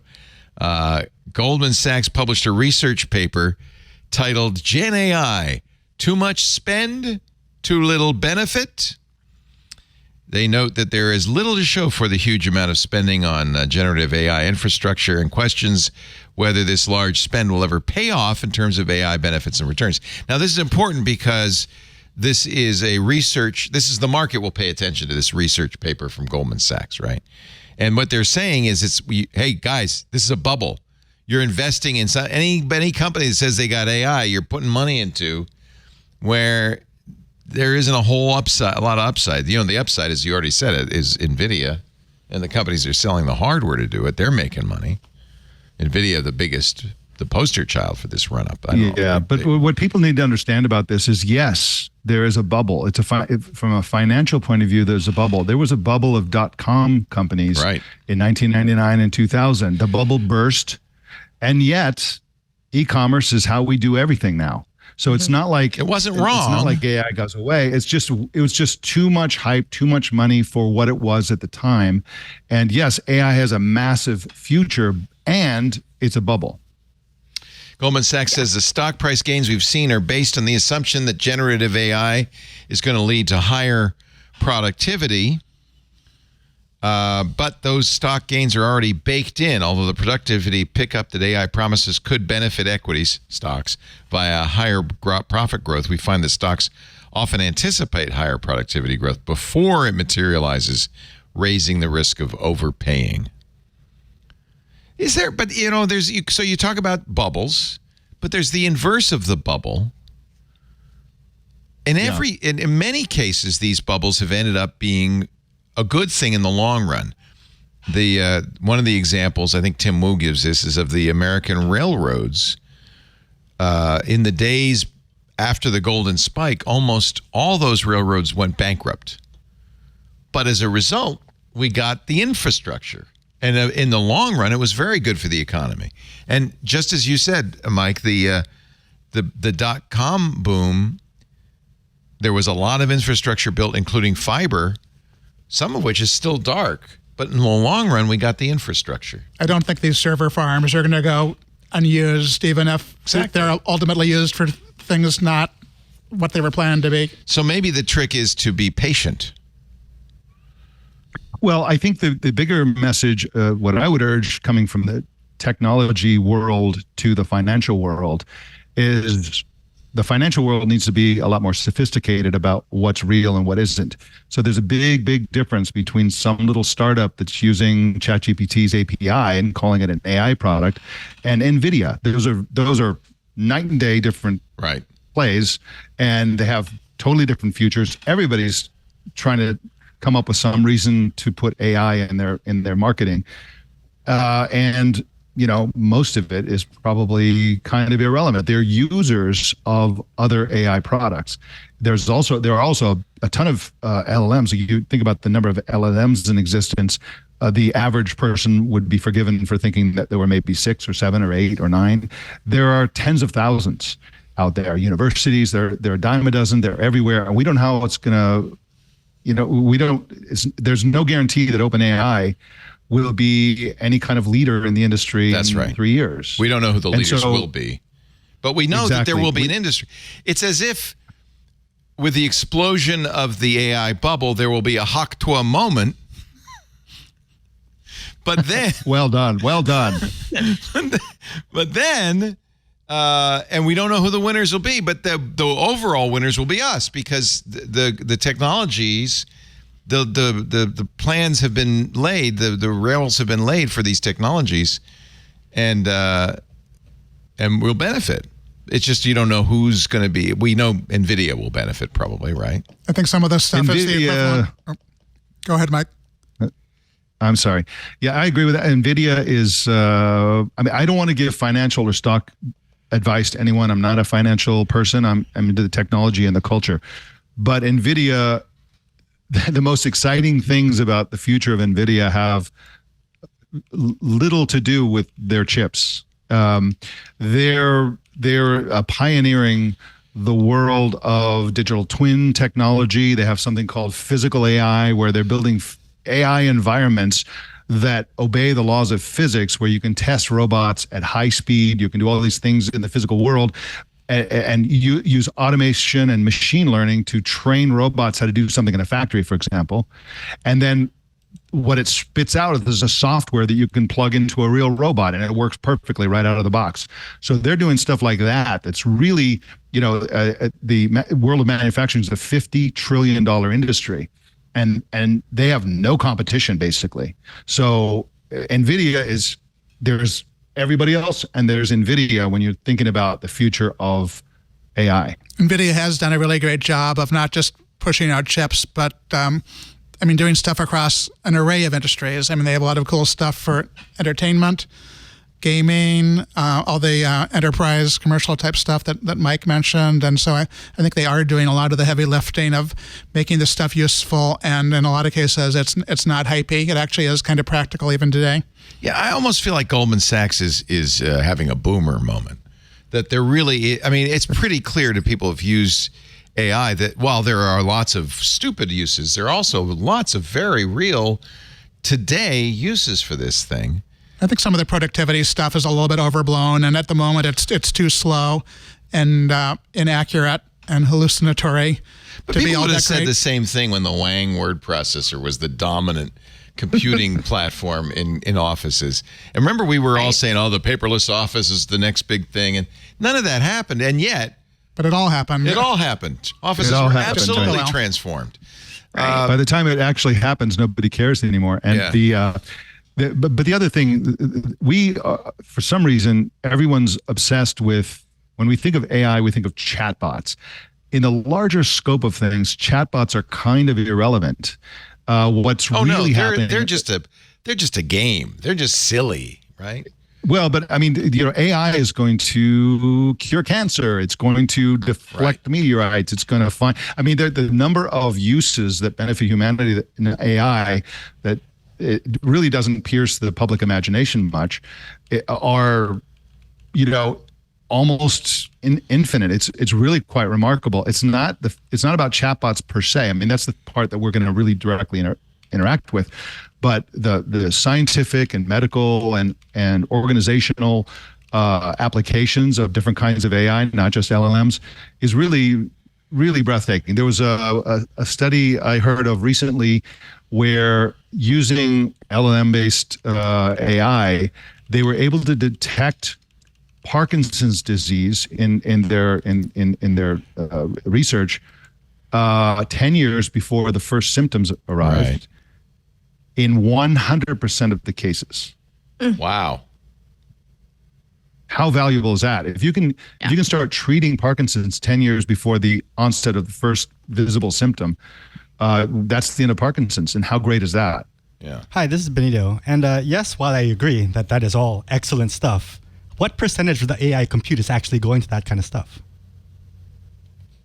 Well, that's where you get into the funding. The LLM-based chatbot stuff is just, like I said before, sucking all the oxygen out of the room, especially when it comes to funding. If you're a startup trying to kickstart some new product or something like that, it's almost got to be AI, because all the venture funding is going to the AI and chatbot-like AIs, it seems like. Right. That was one of the things that jumped out at me about that article is they talked about the potential being out of whack with the current spend. And what I would have liked to hear them talk about more is the resource consumption as well, and some sort of, how do we encourage this industry to have a balance between all of its potential and running way off the charts with both the money being spent right now and what it's doing to global resources. The report also compared AI to the metaverse, which I think is kind of unfair. And AI even now is way more real than the metaverse is now. And the metaverse is dependent on technology that doesn't exist yet and might not exist for a long time. Whereas with AI, the hardware is actually very capable right now. And the bigger issue is the software that lives on top of it. I think some of the negativity comes from both that. A lot of companies like Meta invested tens of billions of dollars into VR, and it's probably not going to happen. And also blockchain and Bitcoin. Right. There was this big bubble for a while. Remember a few years ago, any company that put the word blockchain into its name, including what was the soda company that renamed itself Blockchain? Arizona Iced Tea. Arizona Iced Tea. That was good for the stock market, but the stock market is still stinging a little bit from that. And so I think it's not unreasonable for folks at Goldman Sachs and others to say, well, we've seen this before. But I don't think this is the same quality revolution as blockchain or VR. I think there's something more powerful going on. I still see companies talking about Web3. And Web3 is a ridiculous concept, it was just a completely hypey. I mean, blockchain is NFTs. Actually remember NFTs? Yeah. Yep. Whatever happened to NFTs? Nobody knows. Let's take a little break, and we'll go find our NFTs, and we'll show you all of our NFTs. I have some Beanie Babies I'm willing to sell for a good price. It's great to have you here, Denise. Denise, do you have any Beanie Babies left? No, but I attended Coachella and they gave you an NFT. Oh, how nice of them. As part of your ticket. I'm trying to find it on You my went phone. this year to Coachella? Not this year. It was 2 years ago. 2 years ago. Yeah, I wonder if when FTEs were more of a thing. Yeah, I don't think they give you NFTs these days. Yeah. Lisa keeps saying, well, let's go to Coachella. And I keep telling her, I'm 67 years old. They won't let me in. She'd be surprised. You can have a good time at Coachella. Are there old farts there? Okay, good. There are. Yeah, there's everybody I there. would like to go. So we'll get Denise's Coachella NFT. Do you still have it? Well, as I said, I got a new phone, and I don't know if I can still access it. That's the problem with NFTs, right? Yeah. Wait, hold on. Yeah. I'm going to try and find it. You do your ad. Surge Strip in our Discord says they had an old Cella a couple of years ago. I would have gone to that. They had Pete Seeger, Kingston Trio. It was great. Christopher Cross. Sailing away. That's Mike Elgin. He is in the United States of America, Washington State. Yeah, oddly enough. But wherever he is, he's always working, contributing to MachineSociety.ai, his new newsletter, where actually you cover this exact subject. So I'm really glad we can have you for that. And really enjoying that my beat on that. Yes. Fascinating. And also, of course, the great technologizer, Harry McCracken. You know, I love having you on, Harry, because you have been here, as has Mike, for every stage of this. You have the context for all of these things that are happening, whether they are significant or insignificant, whether it's just another turn of the wheel or whether there's something really happening. And I feel like you feel like something's happening. I think so. I mean, I think a lot of the most exciting stuff we don't understand yet, and stuff we're excited about right now, in some cases, will dwindle. But well, that's always the case. Totally. Right? And that's part of our job. And I love this. One of the reasons I love this job is to figure out which is which, right? To write about it, to study it, and you do such a good job at Fast Company. Thank you. You're one of the guys. I love it because you're one of the guys who's been there, who knows it, and I can read your stuff, and you have that deep understanding of it. Plus, I love the nostalgia pieces you do, too. Those are fantastic. Great to have all three of you. More to come in just a moment, but first, a word from our sponsor, Bitwarden. Gots to love the Bitwarden, the only password manager I recommend these days. It's offering a cost-effective solution that can dramatically improve your chances of staying safe online. And by the way, by itself, Bitwarden does everything you need. You want that two-factor that the folks at Snowflake don't require? Bitwarden will do that. You want passkeys? It's funny, I just logged into my Google account. And it said, well, you have several ways. You have a YubiKey you could use, or you could use your authenticator, or you could use your passkey. And I went, oh, I forgot. I have a passkey in Bitwarden. Click the link. Boom, I'm in. I love Bitwarden. Bitwarden now, they just officially announced they support passkeys on their browser extensions and on their mobile devices. This is fantastic news. You could take your passkeys with you wherever you log in. So if you've been using like your phone for your passkey or your computer for your passkey, you understand how inconvenient that is when you're not at your phone or your computer.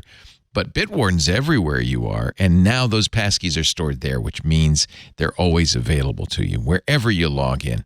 Passkeys on mobile are available now on iOS, open beta on Android, I highly recommend it. I've been using it and love it. Bitwarden knows that people are not secure. They did a survey of 2,400 people from the US, UK, Australia, France, Germany, and Japan, and asked them some hard questions about passwords. And man, the news. 31% of US respondents reuse passwords on multiple sites. 42% put personal information in the password. Well, it's easier to remember that way if I use my mother's maiden name or my dog's name or my birthday. But that's the worst way to make a password. It is easier to remember, but easy to remember means easy to crack. 58% of respondents continue to rely on their memory for all their passwords. Oh, that's a bad idea. 34% in work, in business, and enterprise, they use pen and paper for password management. Now, it's one thing at home, right, where it's just you. But if you're putting a Post-it note on your screen with your password, that's problems. In fact, a quarter of the respondents knew their workplace security habits were risky. 45% say, yeah, we store passwords insecurely. 44% use weak credentials, easy to remember but easy to crack. There's a lot of room for improvement in organizational cybersecurity practices, but you can do it all with one tool, Bitwarden. Bitwarden empowers enterprises, developers, and individuals to store and share not just passwords, but all your sensitive data. My passport is in Bitwarden, my social security card, my driver's license, secrets like your AWS keys. You keep them in Bitwarden, they're safe. In fact, it's great for developers because you can use Bitwarden to store those secret keys and API keys, use them conveniently, but not accidentally commit them to GitHub, which unfortunately happens a lot. With a transparent open source approach to password management, Bitwarden makes it easy for users to extend robust security practices to all their online experiences. If you're a business and you're not using Bitwarden, you're at risk. Get started with Bitwarden's free trial of a Teams or Enterprise plan. And as always, Bitwarden's promise to individuals is free forever for an unlimited number of passwords, passkeys support, hardware key support. Get started for free across all devices as an individual user. And that's the benefit of that. Bitwarden.com/twit. Use them at your business. That supports their efforts. I actually pay $10 a year for the premium just because I want to support them. But if you want, this is actually really good to know because you can tell friends and family. You've told them for years, you got to use a password manager. They say, it's too complicated. It costs money. It's free. It's easy to use. Make them use Bitwarden. Bitwarden.com/twit. We thank them so much for their support of This Week in Tech. It is a fabulous, fabulous program. Let's see. OpenAI. Wait, are you ready? Are you ready for the Coachella NFT update? Oh, you found it. Yes. Well, no, actually, there's no trace of the Coachella NFT on my phone. Was it a song? Was it a picture? No, it was a flower. It started out as this bulb and then it bloomed. See how that's cool. They bloom and then, but when you go to, it was like a Tamagotchi. Did you have to? Oh, they partnered with FTX, by the way. Oh, that's where it went. It's in prison with Samuel Bankman-Fried. Okay. Exactly. And hold on, I'll show you what happens when you go to the Coachella, and this is what you get. The NFT.coachella.com now reads, this deployment has been disabled. Well, at least you didn't pay money for it or something. No, they were free. I mean, there are people who are sitting there watching this show who spent $40,000, $50,000 or more on a cartoon of an ape, right? Mm-hmm. And I got to wonder how they're feeling these days. From Mike Elgin, U.S. says Russian bot farm was used AI to impersonate Americans. In the Russian bot farm, AI impersonates you. I put this on the rundown just to hear your Russian accent. Just for that. I knew you couldn't. No, they're using a software program called Meliorator to create and manage fake accounts, which uses AI to do all of it. And it's really kind of a fascinating thing. We don't really know that much about it, but they're able to deploy large and maintain large numbers of X accounts at scale and basically just spew out Russian talking points about the Ukraine war and other matters. And it's really kind of interesting. And of course, they were caught by the FBI partnering with a couple of other countries. It was part of a Kremlin-approved, according to NPR, and funded project run by a Russian intelligence officer. One guy. And this seems to be how, this is the entrepreneurial side of the GRU. You know, okay, who wants to run bot farm? Okay, who wants to be Guccifer? Okay, you're Guccifer. Who wants, it's like always one guy. What? I mean, this is basically the plan of Queen Isabella of Spain, who both defeated the Muslims in Spain and also conquered the Americas by having a policy where an individual person could gather up a bunch of dudes, go conquer some little piece of land. They would make him governor, and now it belonged to Spain. Privateers. Yes. This works. It works. It's the entrepreneurial side of hacking. That's right. Wow. Well, thank you for bringing that historical note into this. Yes, my pleasure. My pleasure. Just think if Queen Isabella had AI, what she could have done. You know? Oh, what she could have accomplished. What she could have accomplished. She wouldn't have been such a loser. But the this is the person was an editor at RT, Russia Today. Oh, you're kidding. No, who managed the whole thing, and apparently, and to me, what's interesting about this is not the fact that yet another disinformation operation was shut down. What's interesting is you see the innovation in this space. So who knows how many other programs like this are operating on Facebook or X if one or elsewhere. person can do this and create thousands of accounts and have them all generating content, but that's what AI enables. That's the whole point. By the way, Goldman Sachs says it's not useful. You should ask. You should ask GRU if it's useful. We should all be investing in Meliorator. The DOJ said that RT had been looking for alternate distribution channels, and that the bot farm was part of these efforts. So RT is kind of like Radio Free Europe in reverse, right? It's or Tokyo. What was her name? Tokyo Sally. Tokyo Rose. Tokyo Rose. It was a propaganda effort from Russia into the United States. You can watch RT on most cable systems, and it's certainly the genius of RT is that it's I am making these numbers up, but it's like 70-75% legit. Right. And they use that just like Radio Free Europe, right?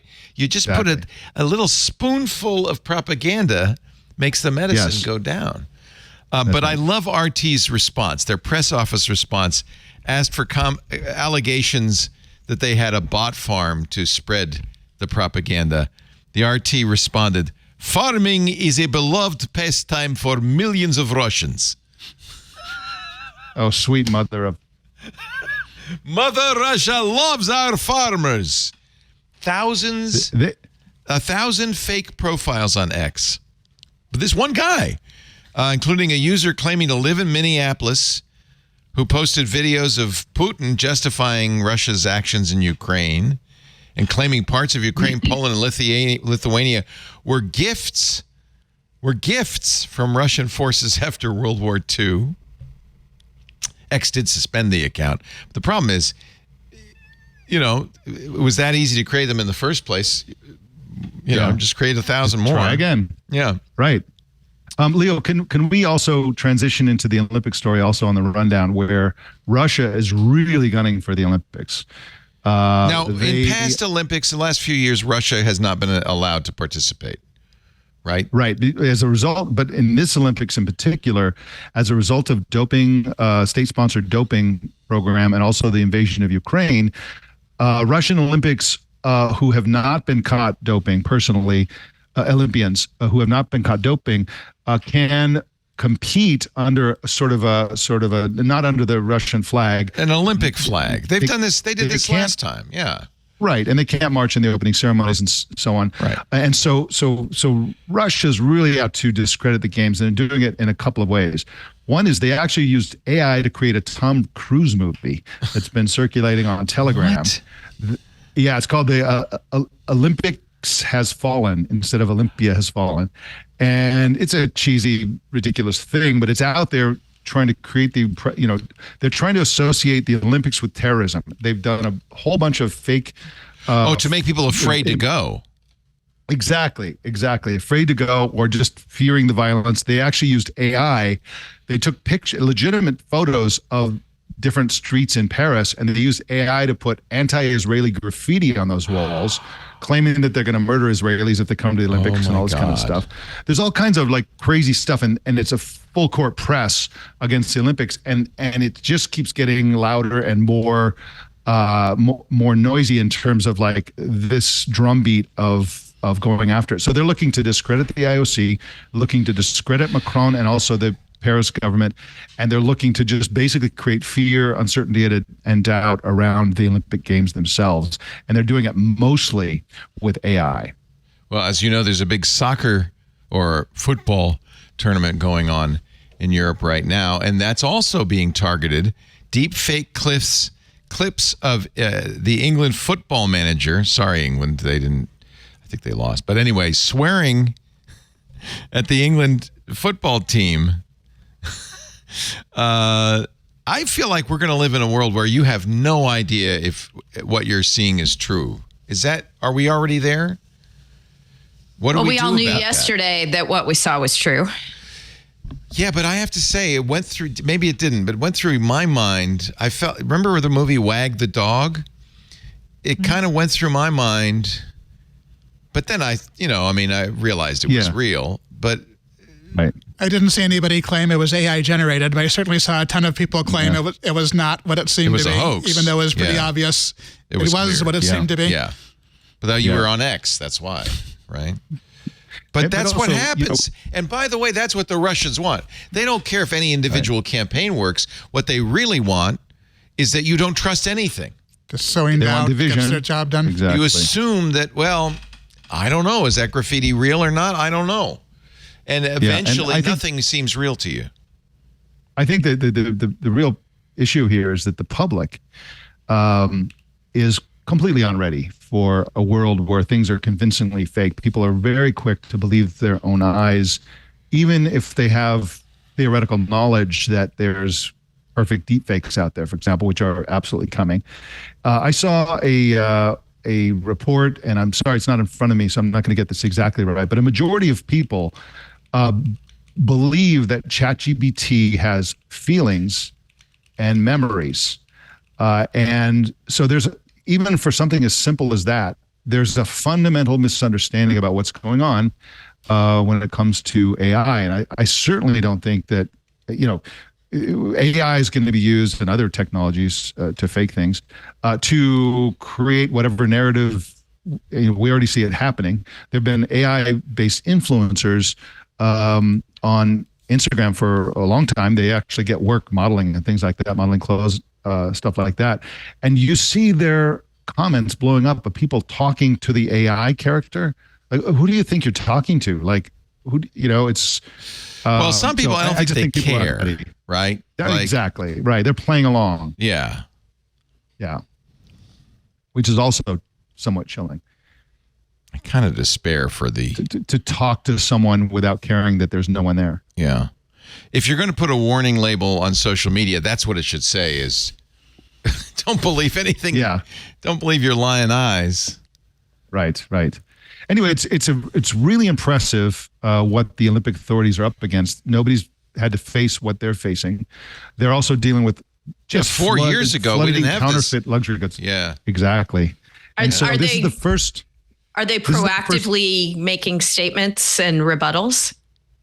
Oh, absolutely. They're very they're all over it, and they're so far doing a great job. But regarding the problem with Russia at the moment, I looked it up, and this is the only Olympic Games that have taken place in Europe when there was an international war happening in Europe. So this is this situation with the Ukraine war and having the Olympics in Europe is clearly not even the 1938 Berlin. I guess no, the war hadn't started. The Spanish Civil War was taking place in 1938, but that was not an international war. So I'm kind of hedging there was war, civil war. Yeah. But this is the first time that you've had this. You've had an antagonist toward France, to the host country, right? who's doing the Olympics, who's engaged in a war on European soil. So this is a really unusual situation. The reality of AI makes it unusual, and there are other things as well. In addition to all of that, they are simply being hammered with cyber attack risks and threats.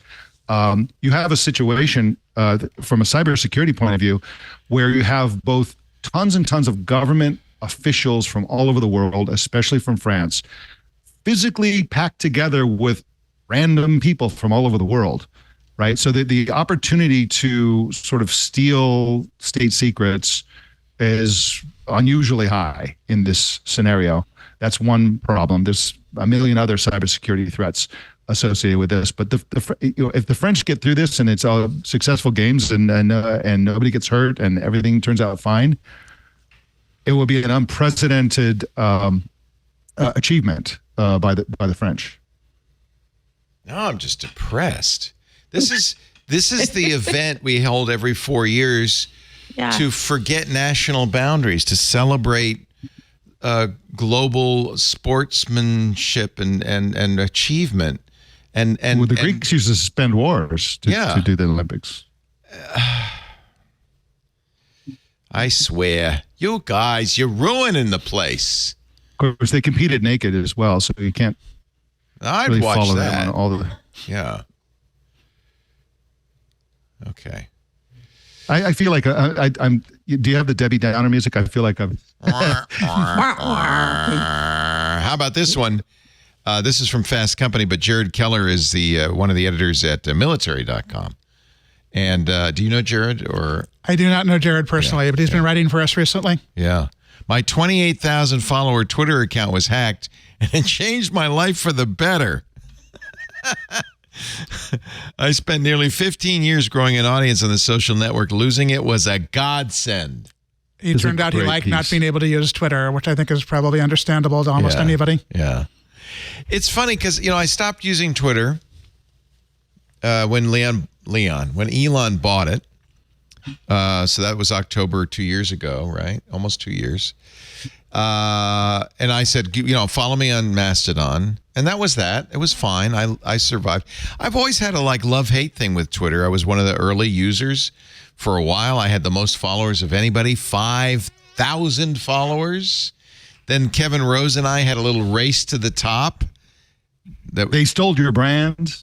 And that was the hate part. The love part was that's just a cool platform. The hate part was I was Twit before there was Twitter. And I was a little mad. I asked Ev Williams, why'd you name it Twitter? He said, because he knew about me, because his previous company was a podcast aggregator, Odeo. So not Ev Williams. Biz? No, it was Ev. Jack? No, it was Ev. It was Ev Williams. He was Odeo, right?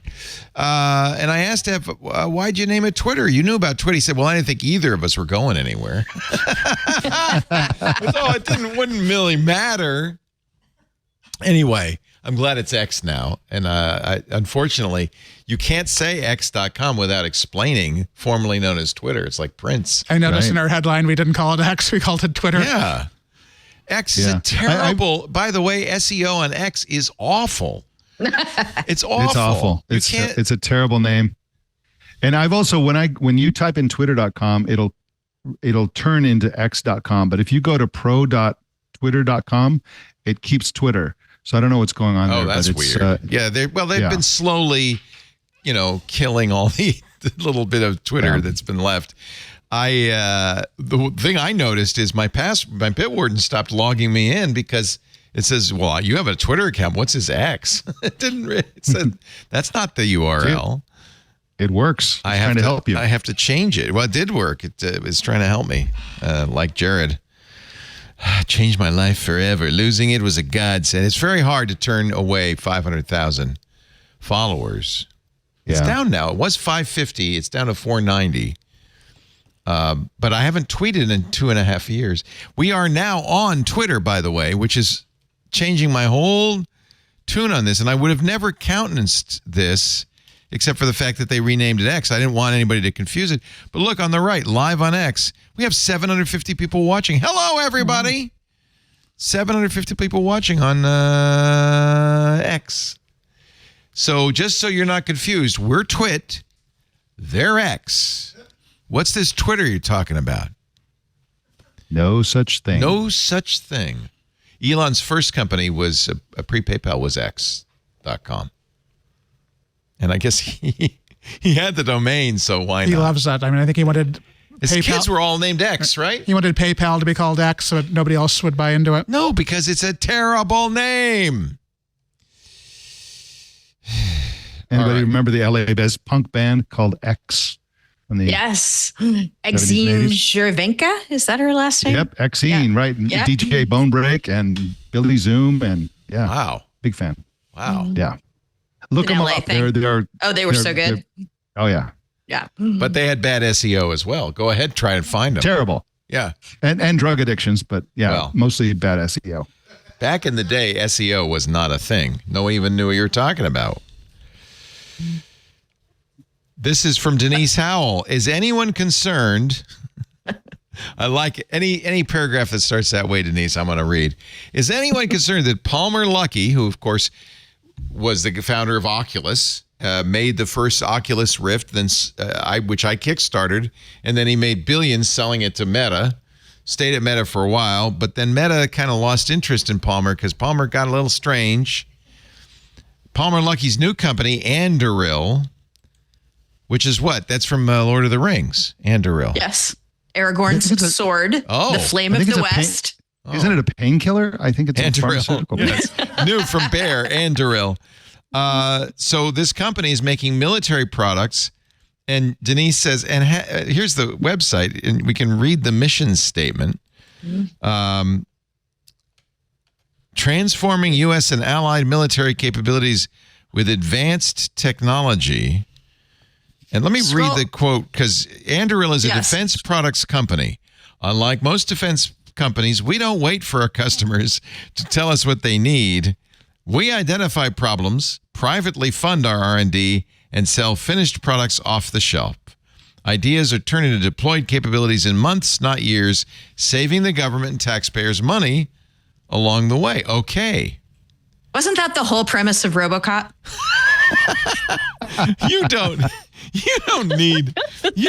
We'll show you how to do it. Wow. And he's doing quite well with that. He seems to have quite a bit of traction. Well, I remember Anduril's technology was used on the border, wasn't it? To try to spot people crossing the border illegally. Well, I mean, we all know like AI military technology is really that's where it's at. Yeah, tell Goldman Sachs. Yeah, okay, fine. That is absolutely where it's at. Just look at the conflict in Israel and the conflict in Ukraine, where AI is heavily used in both. And then you think that his headshot looks fake? It looks a little AI manipulated. I'd check how many fingers he has. Wait a minute. By the way, have you talked about the White Stork, which is the startup founded by former Google CEO Eric Schmidt? No, but we haven't talked about it, but I have actually been following it, and it's a little. Tell us about it. What does White Stork do? Which is, by the way, Stork awful name. Awful name, unless you're delivering babies or something like that. It's designed to create small, low-cost killer drones that have bombs on them that use AI for the targeting and for everything. So if there's jamming of drone signals, you let the drone pick the targets, track them down, and kill them. Yeah, because and so this is right. Why should you control it? Let it do its exactly. thing. Why? Yeah. Exactly. It's what could go wrong. But Eric Schmidt goes to Ukraine all the time. He's working the Ukrainians. It's unknown to what extent White Stork drones are being used in the Ukraine conflict. But this is what Eric Schmidt does now. He makes AI killer drones and names them after a cute bird. Yes. You don't want this white stork to pick you up.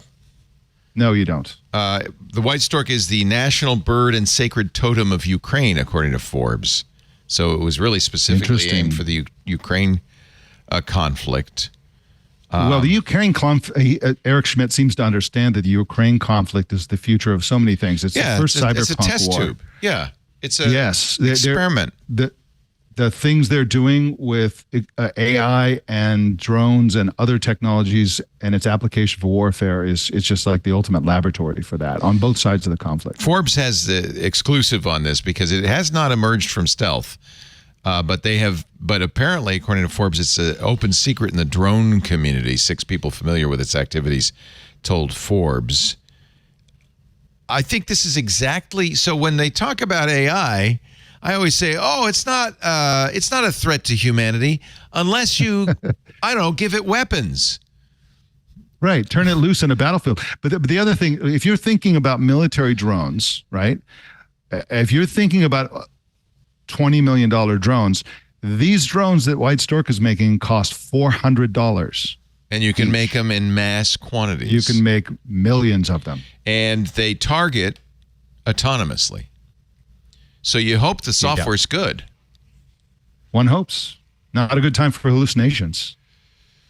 They call them kamikaze drones. Actually, Schmidt called them that in a Wall Street Journal op-ed last July, also known as suicide drones. These cheap aircraft can loiter on the battlefield before being dispatched to disable or destroy their targets in the hands of a skilled operator with several months of training. Not that skilled, a little skilled. These drones fly so fast, they're nearly impossible to shoot down. He again wrote an op-ed for Foreign Affairs declaring that Russia's superior electronic warfare capabilities allow it to jam and spoof the signals between Ukrainian drones and their pilots. If Ukraine is to neutralize Russian drones, its forces will need the same capabilities and, frankly, be even better if the drones didn't need operators. Well, at least he's working for the good guys. Yeah, and it's all in the background of GPS and other signal type of jamming technology that Russia is really, really good at. Yeah, we've talked about that. In fact, they're disrupting tens of thousands of flights in Europe. Yeah, it's a massive problem. Yeah. All right, let me take another break. I need a yeah, time and out. when we come back, there's actually good news on the rundown. The good news talk about the good news is coming up. Okay. Yes. My favorite part of the show is where we play sad music and talk about all the people who died this week. But we won't do that this week for you. God. It's like the Academy Awards in miniature. Right. Yeah. Right. In memoriam. In memoriam. There were, you know what? Richard Simmons, loved him. Very lovable fella. Yes. Shannon Doherty, lovable actress. Sad. It's sad. But this is a tech show, so we're not going to talk about that. Our show today is actually brought to you by a technology that will transform your business. It has ours, ZipRecruiter. So summer's here, and maybe you're a seasonal business. I know my favorite seasonal business in Providence, the place where I get my clam cakes, the Dune Brothers. They staff up right about now. It gets very business, but you're busy. But it's not just clam cake shacks. It's everything from mule packers. I don't even know what that is. To drama camp leaders. They're looking for people with specific skills, and they're not easy to find. Whether you're hiring for one of those roles or, frankly, any other role, how do you find top talent before the competition gets to them? And I can tell you what we do, ZipRecruiter. Right now, you can try ZipRecruiter free at ZipRecruiter.com/twit. If you are looking for an experienced clam cake maker, you know that there's 3 other clam cake shacks down the beach that are trying to hire too. You need a special little tool in your pocket. ZipRecruiter. Their powerful matching technology does a deep dive to identify top talent for your roles. We had this experience. We had a 2-week notice from one of our continuity people. She got a better job. That's fine. We understand. But that meant we had to fill that position fast. We went to ZipRecruiter. And it's amazing because ZipRecruiter, as soon as we posted it, said, well, I've got some resumes from people we think would be very good for that job. They start showing people qualified for the job, and you can invite them to apply. And I have to tell you, if you're trying to beat out the other guy, the other crab shack down the beach, inviting them to apply to yours is definitely the way to go. Gear up for summer with ZipRecruiter's high-speed hiring tools. We love Viva. That's how we got her. See why 4 out of 5 employers who post on ZipRecruiter get a quality candidate within the first day. For us, it's almost always within the first hour or two. It's so great. Because when you're down a person, it's like, I'm going to have to work harder. This is going to be a struggle. I don't have time for this. ZipRecruiter makes it easy. Just go to our special address and try it for free. ZipRecruiter.com/twit. ZipRecruiter.com/TWIT. ZipRecruiter. It's the smartest way to hire. It's the way we hire. ZipRecruiter.com/twit. We thank ZipRecruiter for supporting us, but also for making a fantastic product. All right, enough about killer drones. Give us some good news. Apple and Google have introduced a new data portability tool where you can transfer your Google Photos from Google Photos to iCloud Photos. And it all happens cloud to cloud. It doesn't go through your own personal system. And the reason this is good news is this is a rare instance where companies are embracing a standard, working together and doing something for users that nobody profits from. So do you think they're doing it, though, let's be honest, because the EU or somebody, it's fear driven? Or no? You think they're just being nice guys? It's hard to say. I don't know, actually. In this case, it's Apple is getting the new customer. It's Google that's being nice, right? I was going to ask, can you sync in both directions? Yeah. Beginning today. I don't think so. Actually, this was something they announced like a year ago, I remember. It's finally bearing fruit. Beginning today, Apple and Google are expanding on their direct data transfer offerings to allow users of Google Photos to transfer their collections directly to iCloud's photos.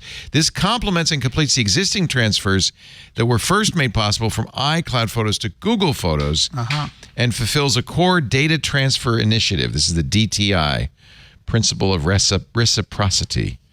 The offering from Apple and Google will be rolling out over the next week and is the newest tool powered by the open source data transfer product technology stack. I basically would like to use both and have them always be in sync with each other. Yeah. DTI was Google, Apple, and Meta, by the way. And I have to think it is to kind of blunt regulation, but it's good for us. It's good for us. Whatever it takes, because I've always been terrified because I have all my photos in Google Photos and, going back from the beginning of time.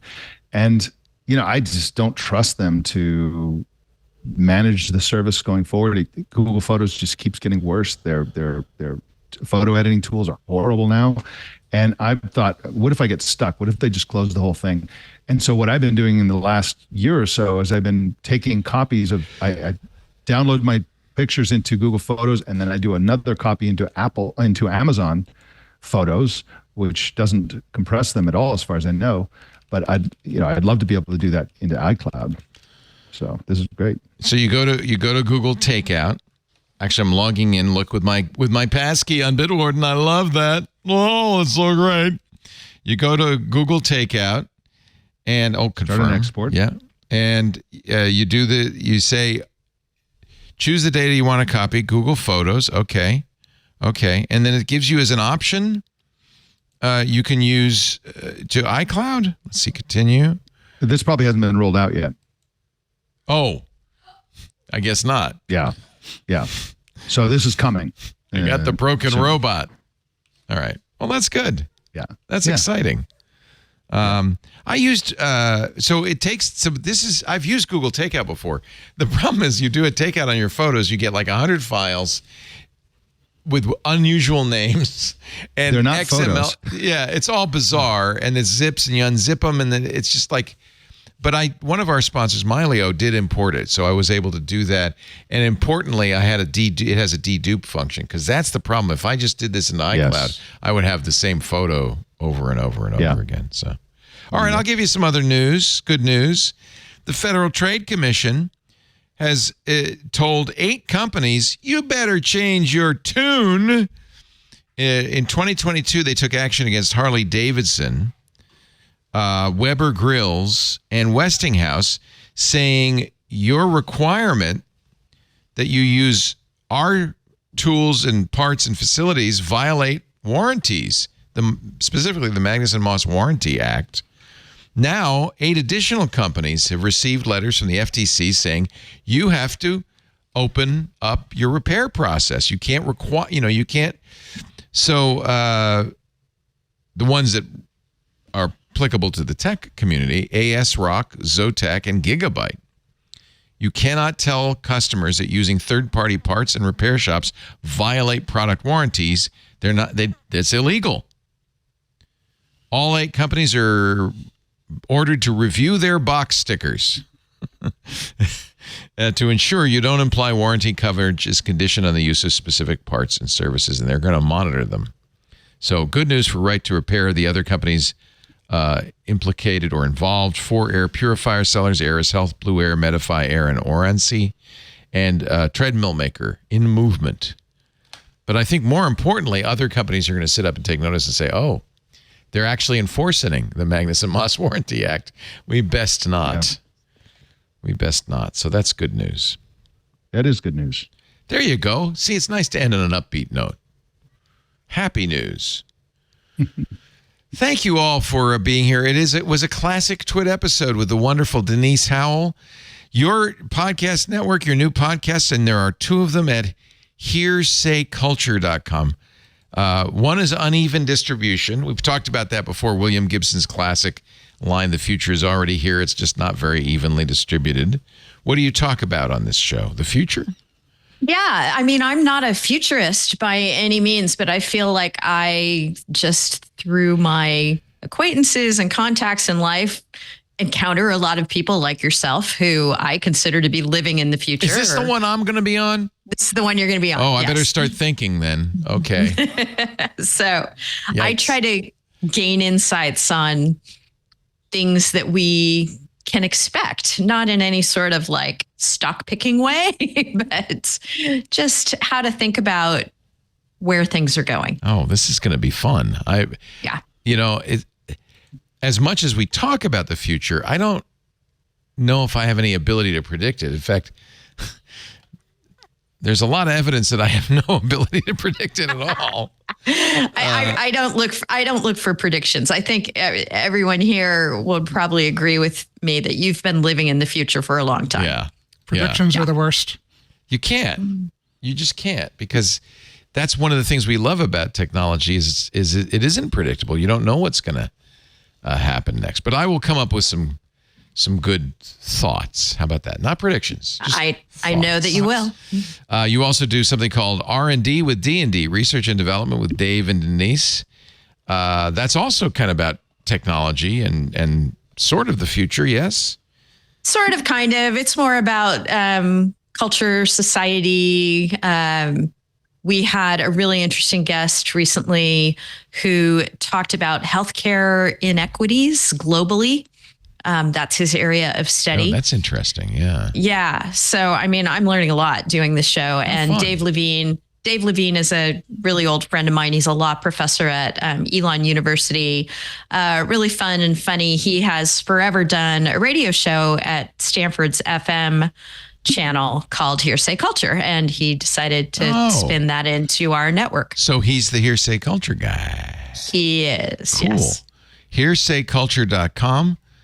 The 2 podcasts, Uneven Distribution and R&D with D&D. Thank you, Denise. It's so nice to see you. I can't believe your son is 20. I know. Holy moly. I can't either. Yes. Yes. Wow. Is he in college now, or is he about to go, or what's the? He is. He'll be a junior. A junior? Starting in the fall. Yeah. Oh my God. I know. Oh my it's crazy. God. What is he? I often feel bad for kids growing up today. It was in high school during COVID. Mm-hmm. I mean, he's got all this AI stuff, climate change, political division. Is he bullish about his future, or does he go, "Mom, I don't know what's going to happen"? He's hesitant. He's not bullish. He's not, morose. But it's scary. It's got to be scary. I mean, It is. I was talking to Henry and I said, I'm just glad you became an influencer. He said, yeah, everybody I know wanted to be an influencer.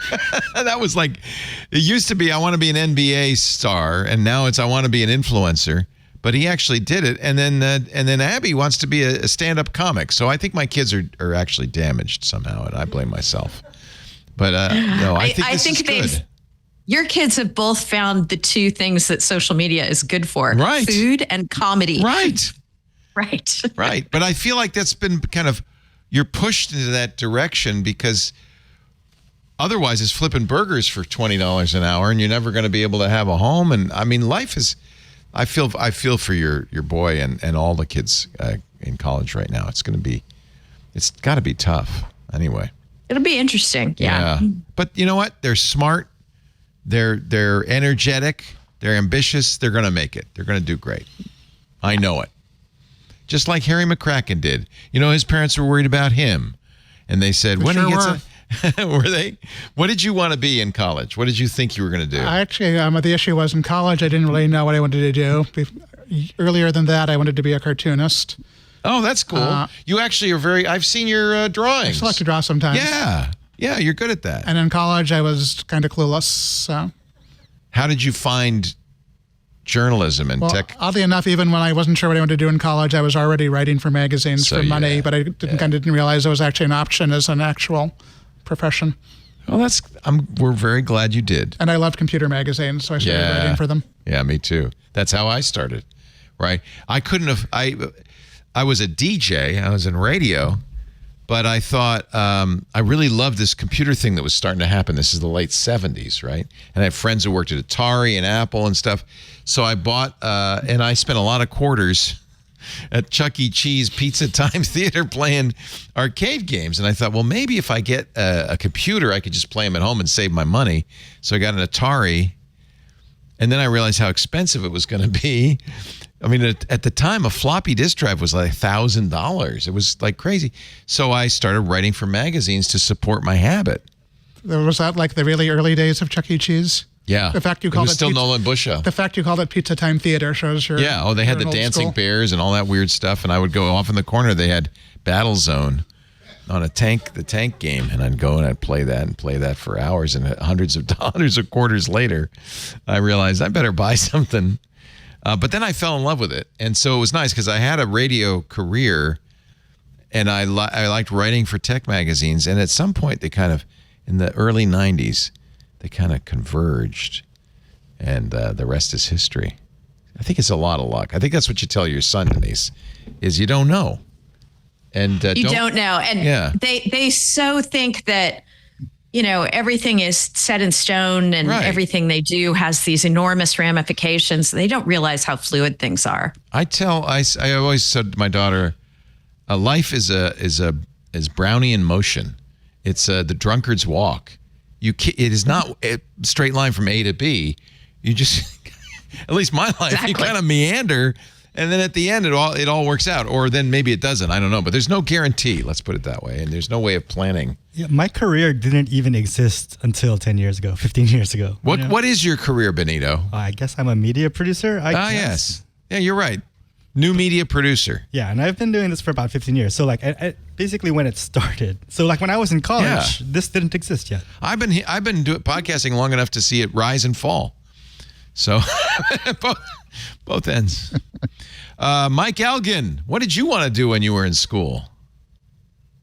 I wanted to be a diplomat. I wanted to work for the U.S. Foreign Service, and I was a international relations major. I studied Japanese and a whole bunch of other things like that. And I actually in college published a international relations publication for students. Really? Just did it myself, and distributed it myself. But yeah, and then I took that and got into journalism, and then in journalism fell in love with the Macs we were using to produce the newspaper. Yeah, and decided to switch over to computer magazines. Technology was very enticing in the 80s and 90s because it was all really happening. was. It was starting, and it was exciting. And I think maybe that is the thing that's happening now for young people is that there is some excitement. I hope so. I mean, the biggest risk is that technology is a black box and nobody cares how it works. And so you want young people to understand how things work. Right.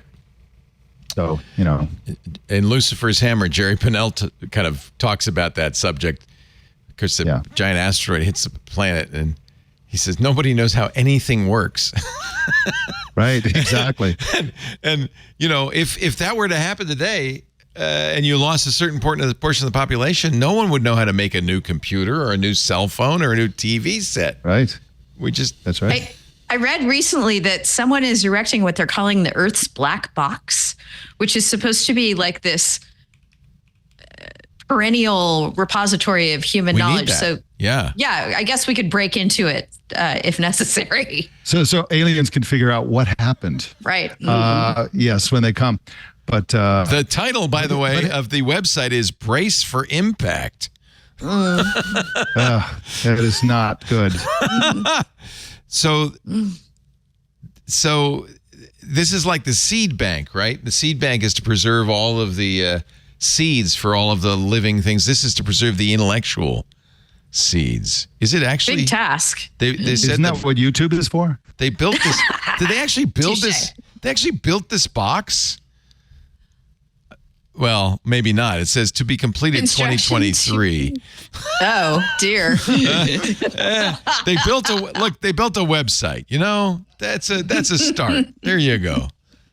I like the box. How much of the stuff that exists in the world that were built by people and organizations is just, you know, people taking the sci-fi of their youth and trying to make it happen? Oh, most of it, right? You know, Elon Musk. Everything Elon Musk does is just like a 13-year-old sci-fi fan's, fantasy. Except right now, they learned all the wrong lessons from those books. Exactly. Well, the metaverse is a perfect example. The metaverse was always a dystopian nightmare. And Mark Zuckerberg was like, that sounds great. He wasn't reading it carefully. He didn't understand that it's like the world of Ready Player One or Snow Crash, the reason people were so into that is because life was horrible. Yeah. This was an escape from life. Understand the assignment, Zuck. Read it more carefully next time. But Mike, I would like to segue my comments about understanding technology into Hello Chatterbox. HelloChatterbox.com, my son's startup, which teaches kids how AI works, how technology works, how consumer appliances work. Look how cute and it's cute. And yes. And it's an extremely ethical company. There's 100% private, 100% COPPA compliant. And my son Kevin spends 90% of his time making sure that his existing users are updated with better tech. He supports it to the nth degree. He's like the opposite of Google, which just throws something against a wall and then walks away. He's constantly improving it and making it even more perfect. Kevin. So it's a really great company. That's so great. He is really, really good. Yeah. And so this is a smart speaker that kids build themselves. Then they teach how to themselves. It uses APIs. It does more than the, Amazon Echo type products. If you program it to do those things, it can turn on and off lights. It can get the weather, all those things. But it's for kids 8 years and up. So it's just a great product. It's doing well, I hope. Because I really think it's fantastic. Yeah. There are the school districts that use it. The schools that use it are absolutely in love with it. It's just a great technology education. And again, they love the fact that it's usable, it's private, completely private, and it actually teaches technology, which most ed tech products do not do. So cool. And this is, by the way, a public benefit corporation. He's done this. That's right. He really cares. He's done this right. Yep. He does. He's fantastic. So HelloChatterbox.com for yourself with your own kids or for a school that you know, or if you're a teacher, you should definitely take a look at this. This is the right way to teach technology. And then we'll have a generation that knows how it works. So when the asteroid hits, we can build it all back. I mentioned that survey that found that the majority of people think that, OpenAI's ChatGPT is sentient and has feelings. Oh God! Well, any 8-year-old chatterbox user is going to know that's not the case. It's just a thing somebody built. Nice. It's an appliance. One of my favorite things Mike ever wrote for Fast Company was about how you shouldn't treat Alexa politely, because that would lead you That's to think right. that maybe Alexa had feelings, which is a dangerous thing to think. Yeah. Yeah. There is no Thank you, Harry. there is no person in that box. That's right. It's just a That's right. machine. Read more about it. That's right. Machinesociety.ai is Mike's newsletter. Mike is one of the smartest guys I know. Actually, I think all three of you are pretty damn smart, and always a pleasure having all three of you on. You're no slouch either, Leo. I'm smart enough just to Indeed. surround myself with smart people. That's the key. That is absolutely the key. Yeah. 2 more weeks in the studio, then I'll be at home surrounding myself with smart people. But it won't really be that much of a change, will it? I mean, that's what's kind of cool about this Zoom technology. Although it's great to have you in studio. No lunch in downtown Petaluma. Marie. And yeah, you got to see, where'd you eat? The place with the long tables that serves breakfast. Della Fattoria. Exactly. Love that place. Martha Stewart's favorite bakery. Wonderful. Yeah, really amazing. Yeah, you know about And Leo, Della. let me ask you a question, Leo. Are you going to be able to travel and do podcasts? Yeah. You should do more gastronomatic experiences. Yes. And do the you shows can from there. Podcast from those. Yeah, Yes. absolutely. Yes. Yep. That is part of the point is if you're anchored to a studio, it's a different experience than if you can take your gear with you on the road. Yeah. I might have to get one of those little new miniature Starlink satellite dishes that you can just carry with you everywhere. Oh yeah, the portable ones. Those look amazing. But there's a rooftop in Oaxaca that I've done podcasts from that actually has fiber optic connection, and you have like this view of the city. Okay. And you're outside, and it's an amazing place to do a podcast. Well, there you go. Now I'm in. We had a wonderful time in Oaxaca on the Gastronomad. Where's your next Gastronomad experience? The next one is Barcelona. We're pretty much sold out for the rest of the year. The next available one is, in fact, Oaxaca in March. And I would encourage everyone to do it because Oaxaca, as you know, Leo, incredible. It's totally unexpected. It's not what you think it is. It's not beautiful. It's the real Mexico. It's a real tradition. Actually, that's really a good way to put it. It's the real Mexico. It's not a tourist destination. It's the real Mexico. It's incredible. As I like to say, Oaxaca is where Mexicans go when Mexicans want to go to Mexico. Mike Elgin is where smart people go when people want to read smart writing. So nice to have you. Machinesociety.ai. Or they go to fastcompany.com where Harry McCracken writes all the time as global technology editor. Your interviews lately have been stunning. Thank you. Just really, really good. So I can't wait to see what's next. Thank you, Harry. It's great to have you. And the fabulous Denise Howell. Do you still practice law, or are you just all podcasts all the time now? Oh, no, I practice law. Okay. I'll be calling I you. do tech law. Okay. A lot of privacy law these days. Oh, I bet. Yeah. Thank you all for joining us. Please do one more joining thing. Join the club. Club Twit is what keeps us on the air these days as podcasting audiences and advertising diminishes. We want to keep this community together. And the best way to do it is with Club Twit. $7 a month. You can pay more if you want, but you don't have to. Gets you ad-free versions of all of our shows. Gets you video from shows we only put out in audio. Gets you time with me, because that's one of the things we're going to start doing is spending more time in the club, kind of impromptu stuff with me and Micah and the gang, Benito too. So if you're not And yet the AI version of Leo? the AI Leo will live in the club. It lives on. It is not the smartest AI ever. I have to tell you that right now. But it's good at dad jokes. You can ask it to tell a joke. Anyway, join the club. twit.tv/clubtwit. We'd love to have you. Thank you for joining us. And boy, hello to all the live stream viewers now. Those numbers have been going up and up and up every week. We've been doing it on YouTube and Twitch and LinkedIn and Facebook. We do and YouTube, and there's so many I can't. X.com. Join us live every Sunday from about 2 p.m. to 5 p.m. Pacific time. That's 5 to 8 Eastern time, 2100 UTC.